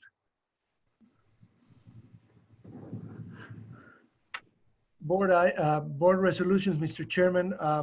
But going back to the other water litigation items, I didn't see any hands up, so I don't know if there were any questions. If not, we can proceed with board resolutions for discussion. I think that Commissioner Hardy's was the only comment, so we can go ahead. Very well. Okay, we have a number of resolutions. The first one is Resolution 1920 LCU 001A, a resolution approving an amendment to Resolution 1920 LCU 001 with Stein and Brockman, PA, law firm specializing in water rights and water litigation matters, and authorizing professional legal services under the existing legal services contract as amended for fiscal year 2019-2020, adding an additional $60,000 for a new total contract amount not to exceed $510,000. Move to approve. Now, tell me who you are each time. Oh, I'm sorry, Commissioner Sword. Thank you. And a second? Second, Commissioner Johnson. Thank you. Discussion. Thank you, Mr. Chairman. This is Garcia speaking. This is a fiscal year 20 resolution. We are amending the resolution from the prior fiscal year because we have exceeded the we will be exceeding the 450,000 allocated to this project. I think you've seen from Mr. Stein's presentation the extensive activity in preparing our witness and also attending a lot of the depositions and analyzing all of the depositions from all the parties. So that has taken over will take us over the 450,000 when we get the June billing. With this amendment, then we will pay the June bill and then close out this purchase order. The following, there's a resolution down your list today that starts the new fiscal year starting July 1. With that, I'll entertain any questions. Alma, can you pull the slide? I did a plot or a graph of the litigation expense, and as you can see, the increase with Texas v. New Mexico that started in 2013 and 2014 is been expensive. It's been a lot of activity on the legal side, on staff side, and on the hydrologists, but I don't think we have a choice. The city needs to participate in this litigation to defend our position with respect to state-issued groundwater permits. With that, I'll entertain any questions, Mr. Chairman.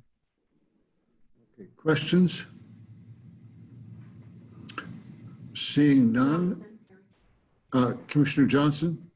Yeah, and this is just a clarification. We're taking FY20 money, but applying it to FY19 costs simply because we've gone across the border.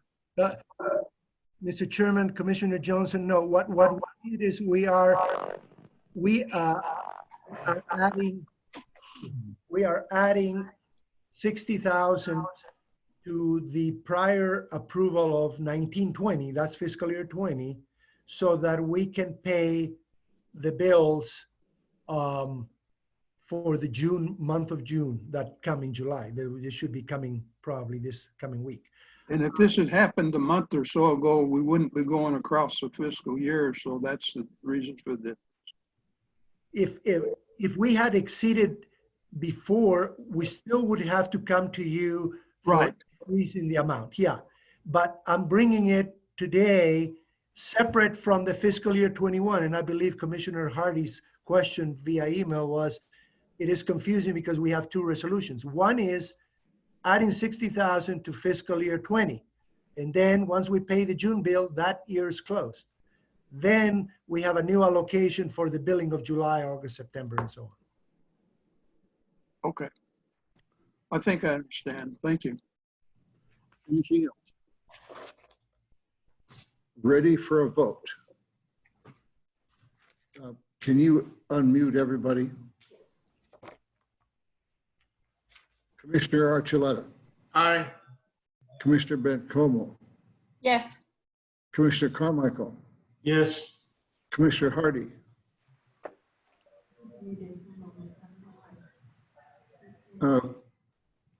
He's not- Commissioner Hardy is muted for the moment. Commissioner Johnson. Aye. Commissioner Sorg. Yes. And the chair, yes. Now, can we still haven't unmuted Commissioner Hardy.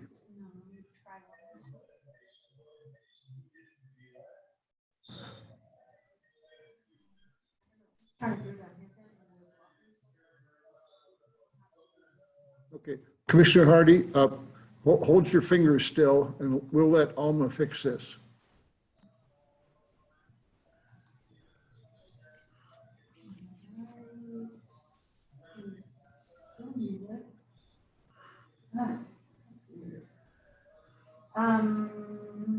Bear with me for a second again.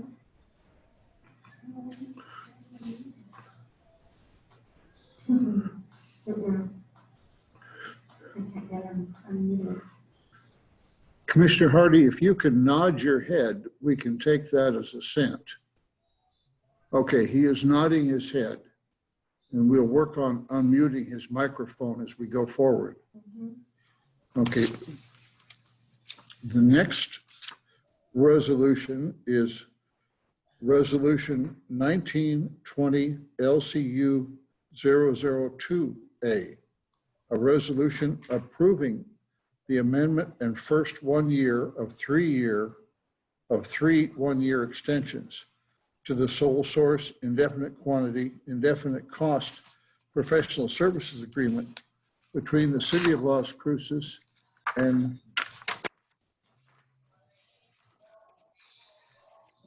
Meldigan, Templeman, and Indo LLP in matters related to the legal services on behalf of the joint Superfund project consisting of the City of Las Cruces and Doña County for fiscal year 2020-2021 with an effective date of July 1st, 2020. Motion to approve. Sorg, move to approve. That's Commissioner Sorg. And a second? Second. Carmichael, second. Okay, Commissioner Johnson seconds. Discussion. Mr. Chairman, you've seen this contracts before. This is a contract for insurance recovery. This firm specializes in insurance recovery.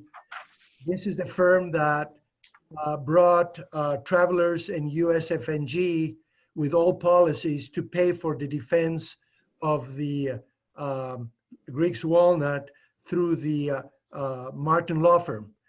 As you know, we are not paying for the Martin Law Firm that took us to the consent decree because they are paid by insurance. Well, this is the firm that brought the insurance companies to pay for the legal aspects and other insurance recovery monies. In addition to starting the first year of a new series of renewals as a firm, we are adding an amendment to this contract to cover the new property, the West Greeks property. The company has already filed a tender with the insurance. In case we need to have extensive remediation in that property, we will be filing that under the same policies.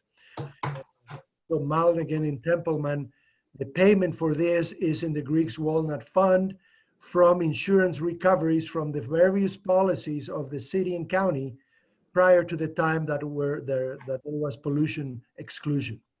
So with that, I'll be able to entertain any questions you may have. Okay, any questions? Okay, ready for a vote.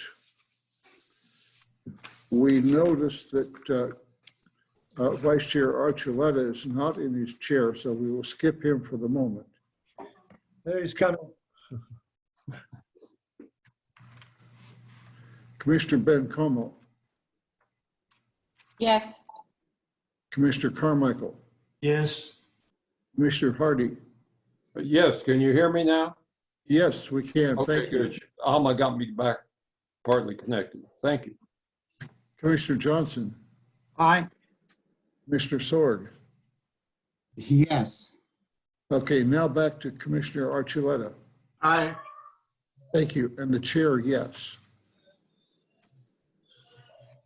The next resolution is Resolution 1920 LCU 003A, a resolution approving the extension for the first year one of 3 one-year renewals of the sole source indefinite quantity, indefinite cost of the professional services agreement with David B. Menderos for legal consultation services related to the Griggs Walnut Superfund project for fiscal year 2020 and 2021, with an effective date of July 1st, 2020. A So- motion to approve. Okay, Commissioner Sorg, and a second. Commissioner Hardy, I second. Thank you. Discussion. Next slide, Alma, please. Mr. Chairman, Garcia speaking. Again, Medeiros, for the benefit of Commissioner Hardy and the new Councilor Bencomo, Mr. Medeiros has extensive experience in the project. He was a former assistant county attorney. And when he retired, we asked him to stay on a contract basis to help us. He's like an internal attorney now for the city and county under the Joint Superfund project. He's very, very instrumental in the mediations, in the consent decree, given his history with the project, because through his years in the county, he was involved with this project from the beginning. So we're renewing his contract, and I anticipate we will be needing his services until we settle with the other two entities, and then we close up all of the litigation. So again, this Mr. Medeiros is funded by the insurance recovery monies from policies, old policies from the city and county, mainly county, prior to pollution exclusion. So we were able to recover some monies, and those are the funds in the Griggs Walnut Fund that are paying for this legal expenses. Just for clarification again with the new commissioners, the utility ratepayers are not paying for these legal services. The Griggs Walnut Fund is again funded, the litigation is funded by insurance recoveries and by environmental gross receipts tax monies.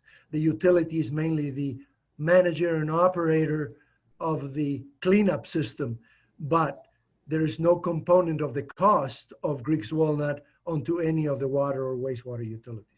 With that, I'll entertain any questions you may have. Any questions? Do I need to raise my hand, or can you hear me? Can I just join in? We can hear you. Commissioner Hardy. Okay, no, I just wanted to say I appreciate that further explanation. I kind of understand now what's going on. Thank you. Thank you, sir. Other questions? Ready for a vote? Sorg has a question. Commissioner Sorg. Commissioner Sarg votes yes. No, He has his. no questions. Okay, No question. thank you. Ready for a vote? Commissioner Archuleta. Aye. Commissioner Bencomo. Yes. Commissioner Carmichael. Yes. Commissioner Hardy. Yes. Commissioner Johnson. Aye. Commissioner Sorg. Yes. And the chair, yes. Thank you all. The next resolution is Resolution 2021-015. A resolution awarding a sole source contract for project number 2021-015, Talavera Advanced Metering Infrastructure to Mountain States Pipe and Supply of Colorado Springs, Colorado, for a total award amount of $159,150.10. Sword, move to Sword. approve. Thank you. And a second? Second, Commissioner Hardy, Bencomo. second. Okay, Commissioner Bencomo seconds. Discussion on this one. Mr. Chairman, Commissioners, Carl Clark, Deputy Director, Environmental Technical Support. This is my contract resolution that I brought forward. To address the sole source, Mountain States Pipe and Supply is the sole vendor that represents Itron in this region. So there will be nobody else that could supply Itron to the city of Las Cruces without going through this vendor. So instead of having a prime contractor come and put their markup on top of Mountain States, we went directly to Mountain States. So purchasing rules require us to get a sole source vendor ruling. We got that. Obviously, we just spent $22 million on the Itron system, the advanced metering infrastructure. We're carrying this out to the Talavera area, so that way we can have the same advanced metering infrastructure in Talavera for our new gas system that's going to be located out there. So that was the reason for the sole source. We've worked with Mountain States in the past. They're prepared and ready to move forward and installing repeaters and collectors in that area, so that way it can gather the meter data via the advanced metering infrastructure. Any questions? Questions? Commissioner Hardy, I thought that was a very good explanation on the sole source, even when I read it. That was well done. Thank you. Thank you very much. We appreciate that. I did install a couple of photos. We are going to be powering these repeater collectors, which only take about 6 watts with solar panels.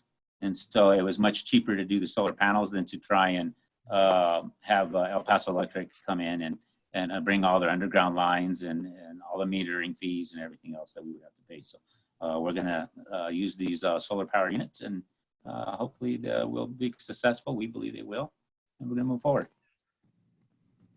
Okay, other questions? Commissioner Archuleta, question? Aye. No, we're not quite there yet. No questions. No question. Okay, ready for a vote. Commissioner Archuleta, Aye. Commissioner Bencomo, Yes. Commissioner Carmichael, Yes. Commissioner Hardy, Yes. Commissioner Johnson, Aye. and Commissioner Sorg. Yes. And the chair, yes. Thank you all. Thank you. Okay, the next resolution is Resolution 2021 LCU 001, a resolution approving a sole source professional services agreement with Stein and Brockman, PA, law firm specializing in water rights and water litigation matters for fiscal year 2020-2021 in an amount not to exceed $450,000, effective July 1st, 2020, for 1 year with 4 one-year renewals subject to approved budget appropriations and annual renewals. A motion. Sword moves to approve. Thank you. And a second? Second, Commissioner Johnson. Thank you. Discussion. Dr. Garcia is muted. Now you can hear me? Yes. As I explained before, this is now the Stein and Brockman contract for fiscal year 21, which starts in July. So the July billings will be paid with this approval. So you approve these contracts on a year-by-year basis. I believe Commissioner Hardy had a question as to why do we have 2 resolutions in the same action, and we had to separate fiscal year 20 from fiscal year 21. This starts us with fiscal year 21. A little bit of this on the sole source. Stein and Brockman was retained by the city since the mid-'80s, and the reason we've continued the relationship is basically because they have provided results. The reason the city has 51,000 acre-feet of water rights when we're using 22,000 is because of the efforts both on the West Mesa well field, the East Mesa well field approval, the offer of judgment in the 1905 priority, and all of the things we've done over the last 30 years with the firm. So that's the reason why we continue to bring to the board. Before the board, we used to take these contracts to the city council because they've delivered results, and the results are seen in our water rights portfolio and some of the successes we've had in defending our position in the Lower Rio Grande system. We are asking for approximately 450,000. I don't know that that will be enough. We'll see. He just talked about the fact that the trial may take the whole year, and we will have our attorneys at trial. But for now, we're starting the year with the base amount for both the legal aspects and the technical experts, mainly Dr. Wilson and Dr. Shoemaker. Probably mid-year, around December or January, we will brief you as to where we are and see if we need to amend the contract again to increase it. Given this pandemic and the whole situation everybody's going through, Mr. Stein has agreed to keep his prices fixed, at least for the first 6 months. We'll revisit mid-year.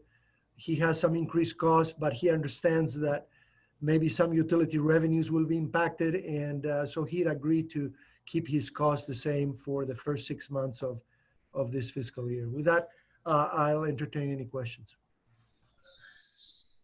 Any questions? Commissioner Archuleta? Nope. No. Okay, no questions. Ready for a vote. Commissioner Archuleta? Aye. Commissioner Bencomo? Yes. Commissioner Carmichael? Yes. Commissioner Hardy? Yes. Commissioner Johnson? Aye. Commissioner Sorg? Yes. And the chair, yes. Thank you all. Okay, next one is Resolution 2021 LCU 002. A resolution authorizing the execution of a memorandum of understanding wherein South Central Solid Waste Authority provides full funding of a dedicated solid waste related customer service representative position to the Las Cruces Utilities Department. Sorg moves to approve. Thank you. And a second? Second, Bencomo. Thank you. Discussion.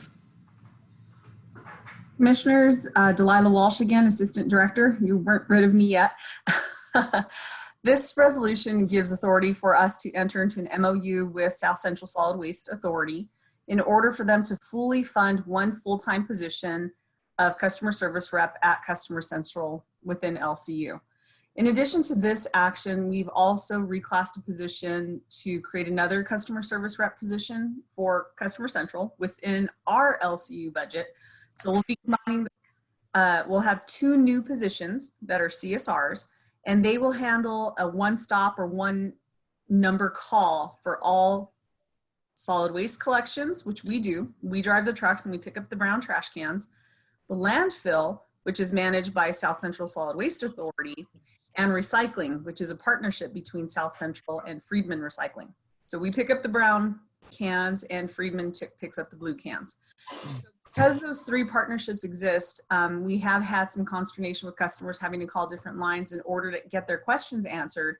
And we're centralizing all solid waste service, no matter what the service is, whether it be landfill, collection, or recycling, into one customer service line. So all this MOU does is commit South Central to funding that position. That employee position will then become a City of Las Cruces employee. However, the expense obligation will always exist with South Central. So we'll treat that person just like we would any LCU customer service rep. However, South Central will 100% fund all salary and benefits. Any questions? I see that Patrick Peck has joined us if we have any questions. This is Carmichael, just a couple of questions.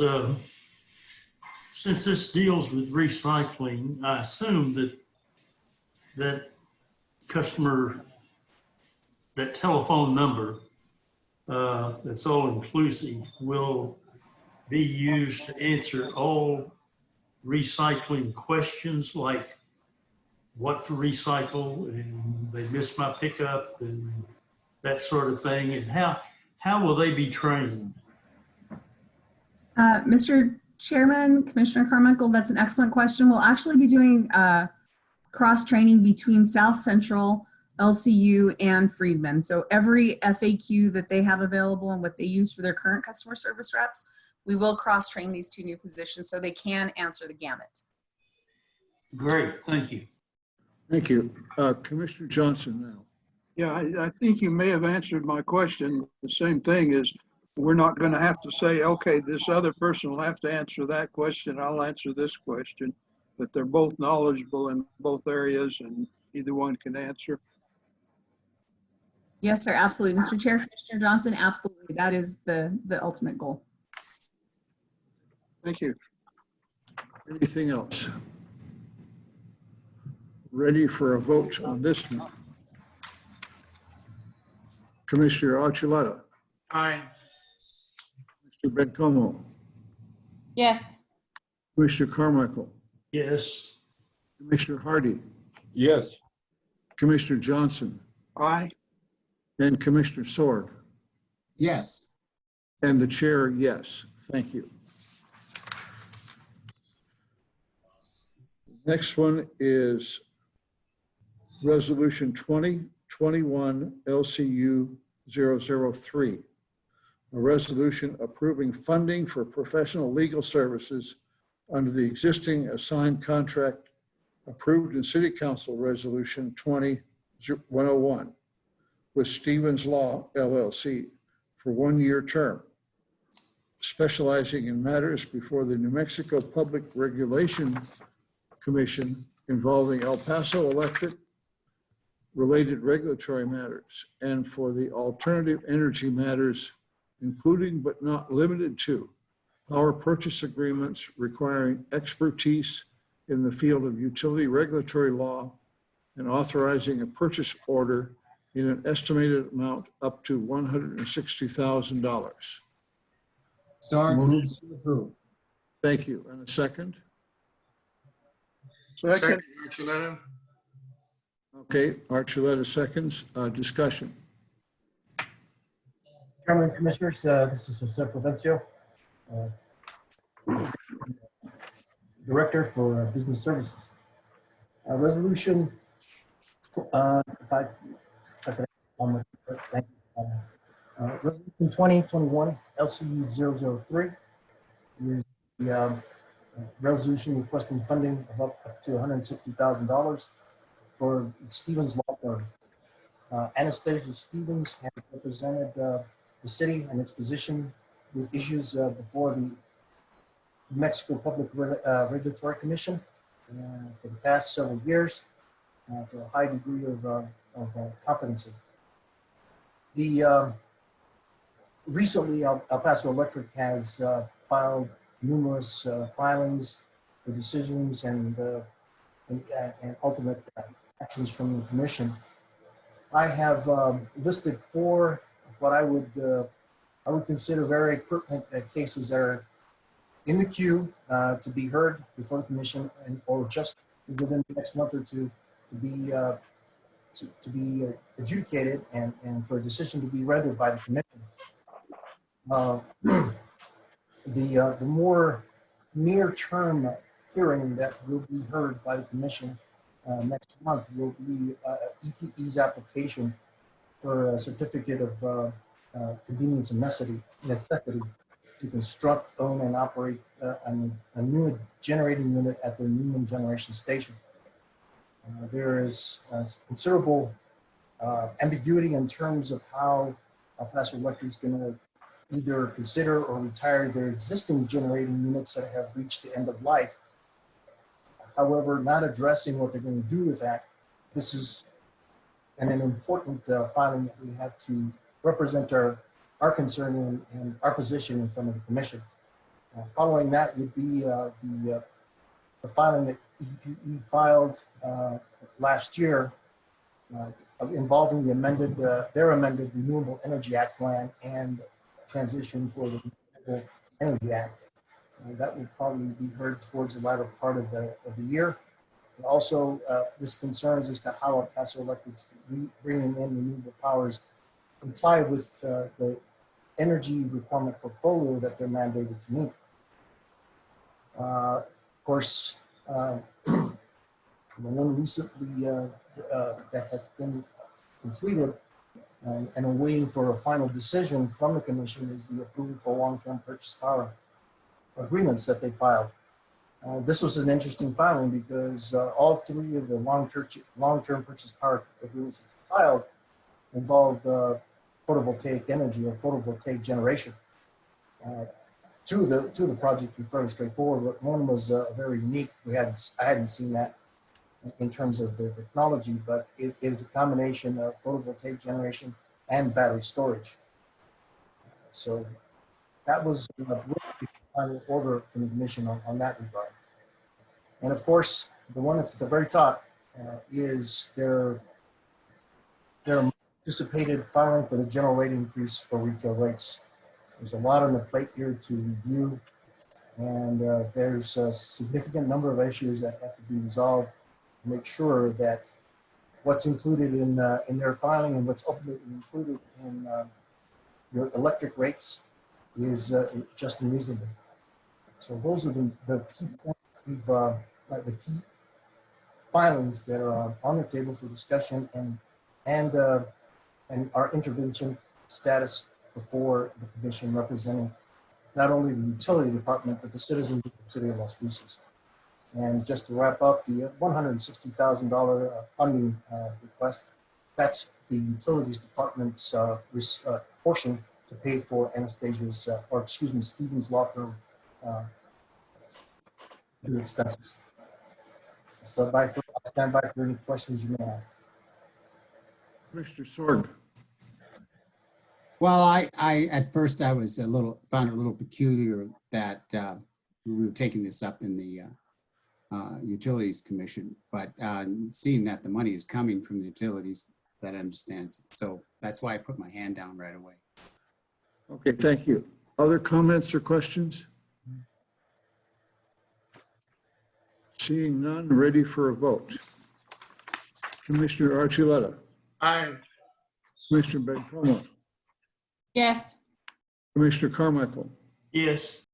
Commissioner Hardy. Yes. Commissioner Johnson. Aye. Commissioner Sword. Yes. And the chair, yes. Thank you. Now, this is the one we've been looking for.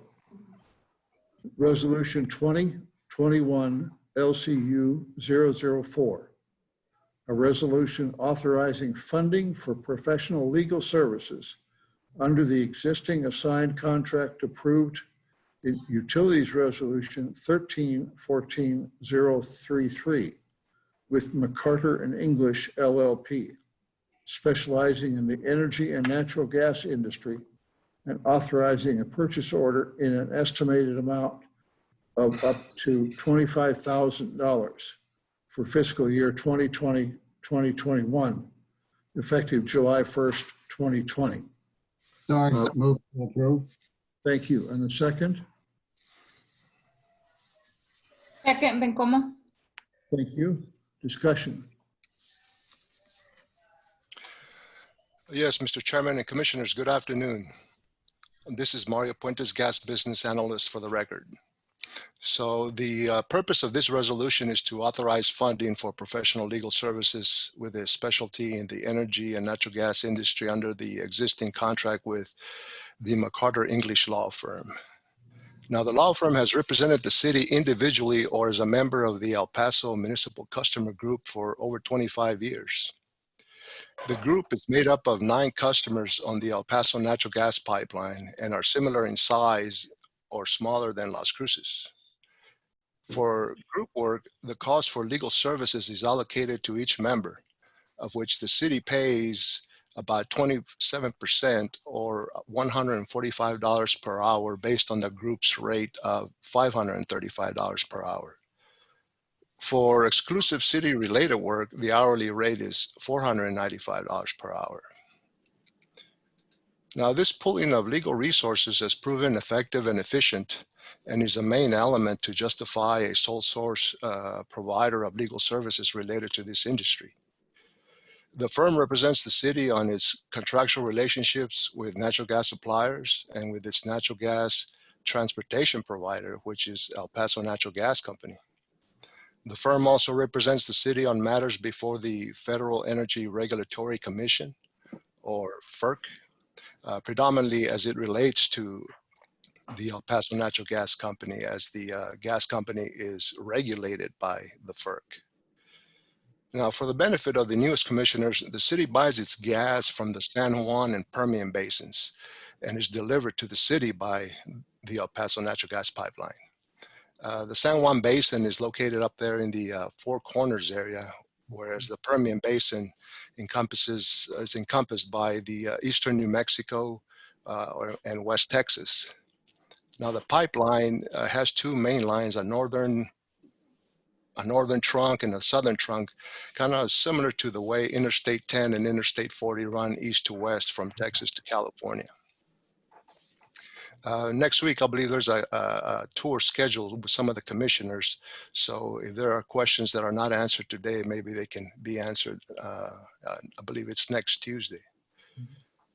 Based on what we know today, Mr. Chairman, the requested amount should be sufficient to cover fiscal year 2021. And with that, I'll stand for questions.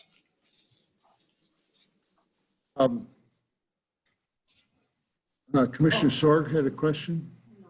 Yes, Mario answered it already. Thank you, Mr. Chairman. But I miss Mario's face. Well, I don't know what to do about that. Yeah. Mr. Chairman, I believe that one of these days my computer will have a camera. I think I'm in line for one in this coming fiscal year. I see. Thank you. Yes, sir. Okay. Other comments or questions? Ready for a vote. Commissioner Archuleta. Aye. Commissioner Bencomo. Yes. Commissioner Carmichael. Yes. Commissioner Hardy.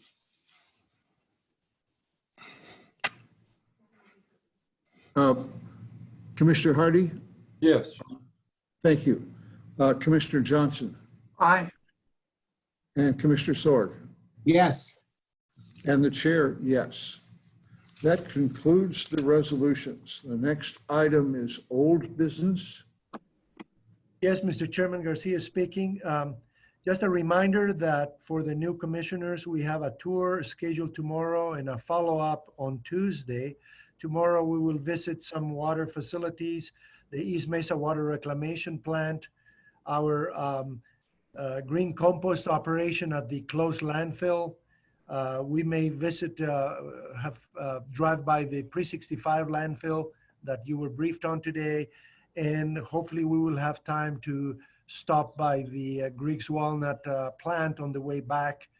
And then we'll have a brief lunch and answer questions. I believe Commissioner Sorg was going to join us as well. I want to remind everybody to be here at the building at 8:30. We will be wearing our face coverings, and we will drive in 2 vehicles, and different staff will meet us at different places.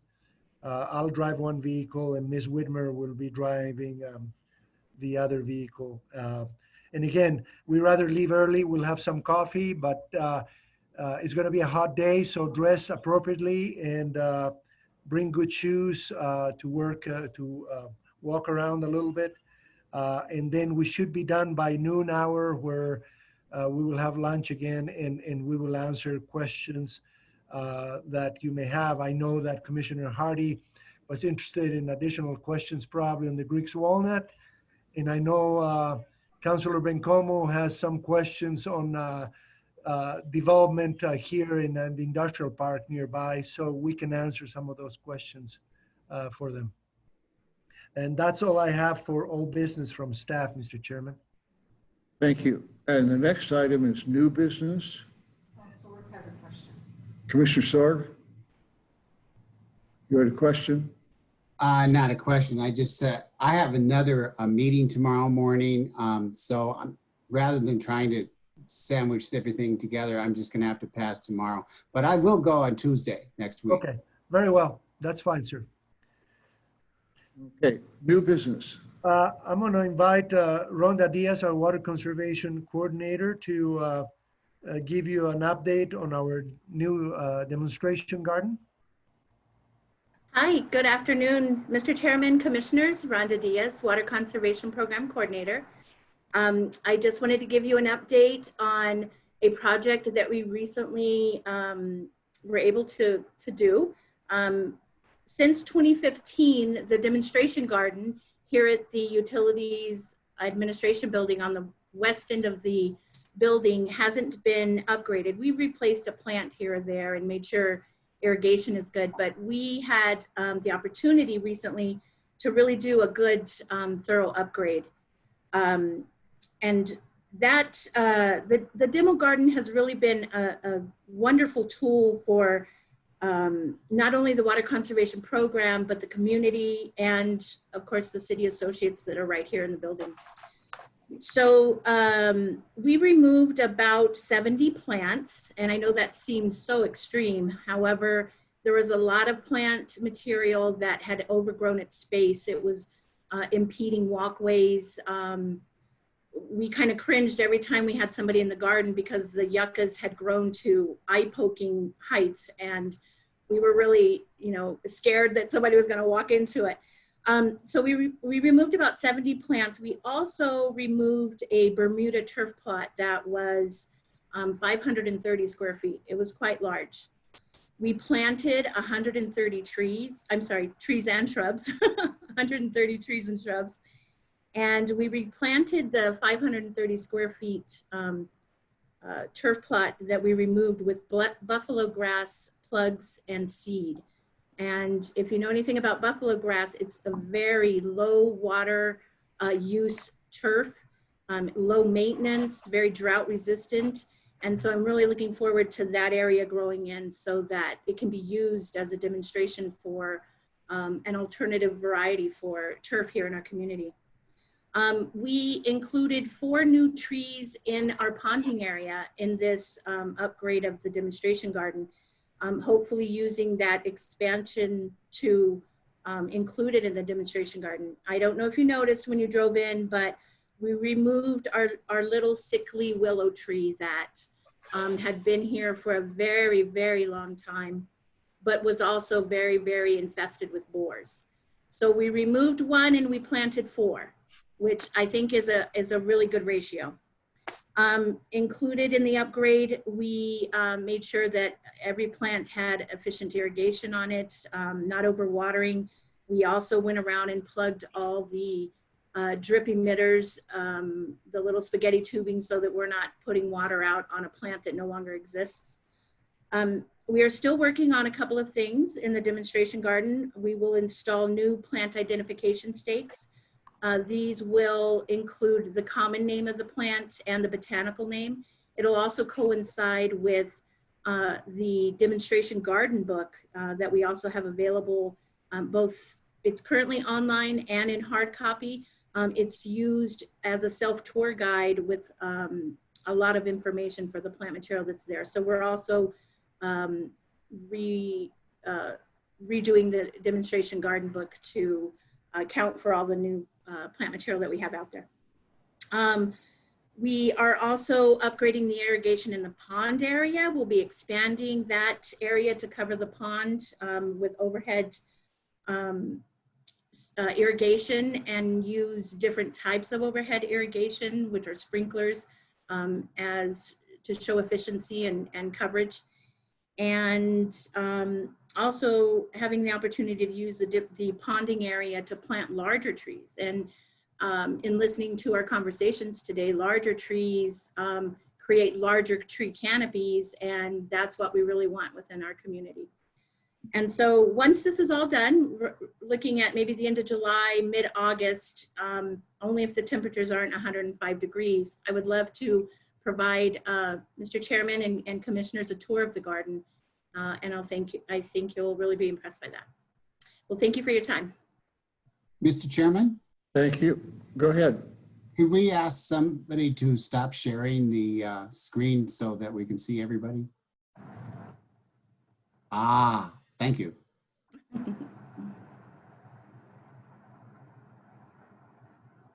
Okay. Any questions? Seeing none, we will look forward to a tour, preferably when it is not 108. Yes, sir. Thank you. Other new business. I'm going to have you mute at this point. I'm sorry? I'm going to have you mute at this point. Can you tell them that we're going to switch?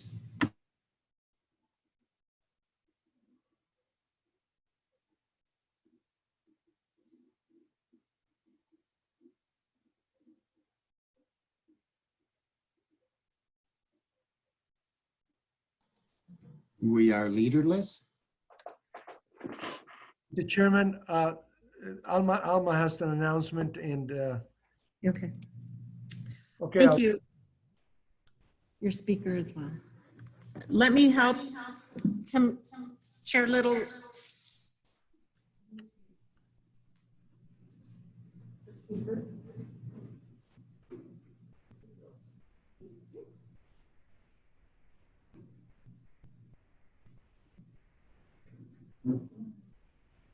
The problem is they are in the same room, so we need to make sure that there's no conflict between the two computers.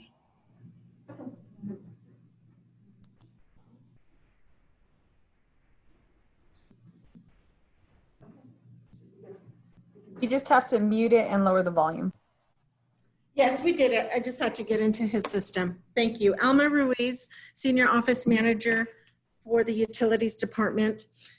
I have been selected to be the bearer of that sad news, and that consists of notifying the board that Suzanne Michaels, after 10 years, has announced her retirement.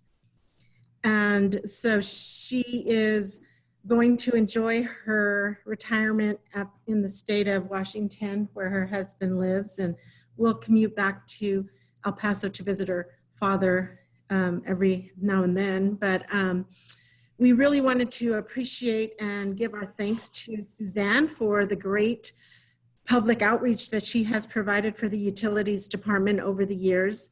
And we will miss her insight and her words that allowed the public to get to know the Utilities Department and our services. So she has agreed to stay on at least until August, when we anticipate bringing another resolution, a resolution to the board, hopefully identifying a new local public outreach consultant to fill her current contract that ends in February of 2021. With that, I want to give Suzanne some time to say a few words. You're muted.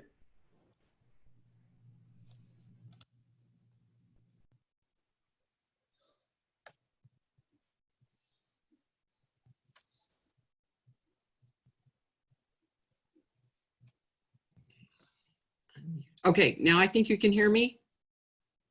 Yes. All right. I just, I said to Dr. Garcia yesterday how honored I was to have worked for Las Cruces Utilities and for him and for the amazing staff there. And so thank you so much for allowing me to bring former reporting skills to Las Cruces Utilities and to create the kind of outreach that we've had there. I'm hoping that this will be a seamless transition and we can, utilities can continue with the kind of outreach we've been able to provide. And thank you so much for the opportunity to work for you. You're awesome, Suzanne. Thank you. Thank you and good luck. Thank you very much. Thank you for everything. Thank you so much. That's all we have for new and old and new business, Mr. Chairman. Okay, Suzanne, my thanks to you as well. And good Thank you, luck. Mr. And the next item of business is board general discussion. Anyone have anything? Yes, I do. Okay, Commissioner Sorg. Just a couple of things real quick. Just a last word or two on the natural gas. I never wanted to imply that our natural gas had to be abandoned, at least not in our lifetime, maybe, for the reasons that are stated, that we have to have that as part of our utilities for bonding and so forth. And also it's an inexpensive source of energy for our people with lower incomes, especially. And in the greenhouse gas reduction, again, I want to emphasize our concentration has to be on the transportation sector, and secondarily, the efficiencies of our use of energy. The city, I hope, can set an example in the transportation area as we transition to electricity produced by non-fossil fuel, I'll say, carbon-free. That'll be all the more important for the greenhouse gas thing. Controlling the expansion of the natural gas is something we'll have to consider, and supporting community solar, as well as the PACE program. I wanted to mention the PACE program, which is a program where people with lower incomes can get solar energy and have it slowly paid off on their property tax. And of course, if a person has that in their home and they need to sell or somehow move out of their house, that cost goes along with the buyer, the new owner of the house, with the PACE program. And then last, we saw in recent meetings that the new rates for water didn't seem to have any reduction in the use of water. So I think hopefully in future rate cases that we can try to do the rate case or that's the word I'm looking for, the tiers, I guess, so that it would help to reduce the conservation of water. Yet at the same time, not put the burden on our low-income, poor poverty people. So that's what I'm hoping to see in the future. That's all, Mr. Chairman. Thank you. And thank you. Any other board general discussion? Okay, our next board meeting is scheduled for August 13th. And we are planning on that also being held remotely via Zoom. Unless the governor relents, I will be in quarantine. And so I'm going to ask Commissioner Archuleta to come and chair that meeting. Will you be available for that? Yes, I will. All right, thank you so much. Anything else? I will entertain a motion to adjourn. Carmichael, so moved. Thank you. Seconds. Second, those in favor, say aye. Aye. Okay, we are all done. Thank you all for the afternoon.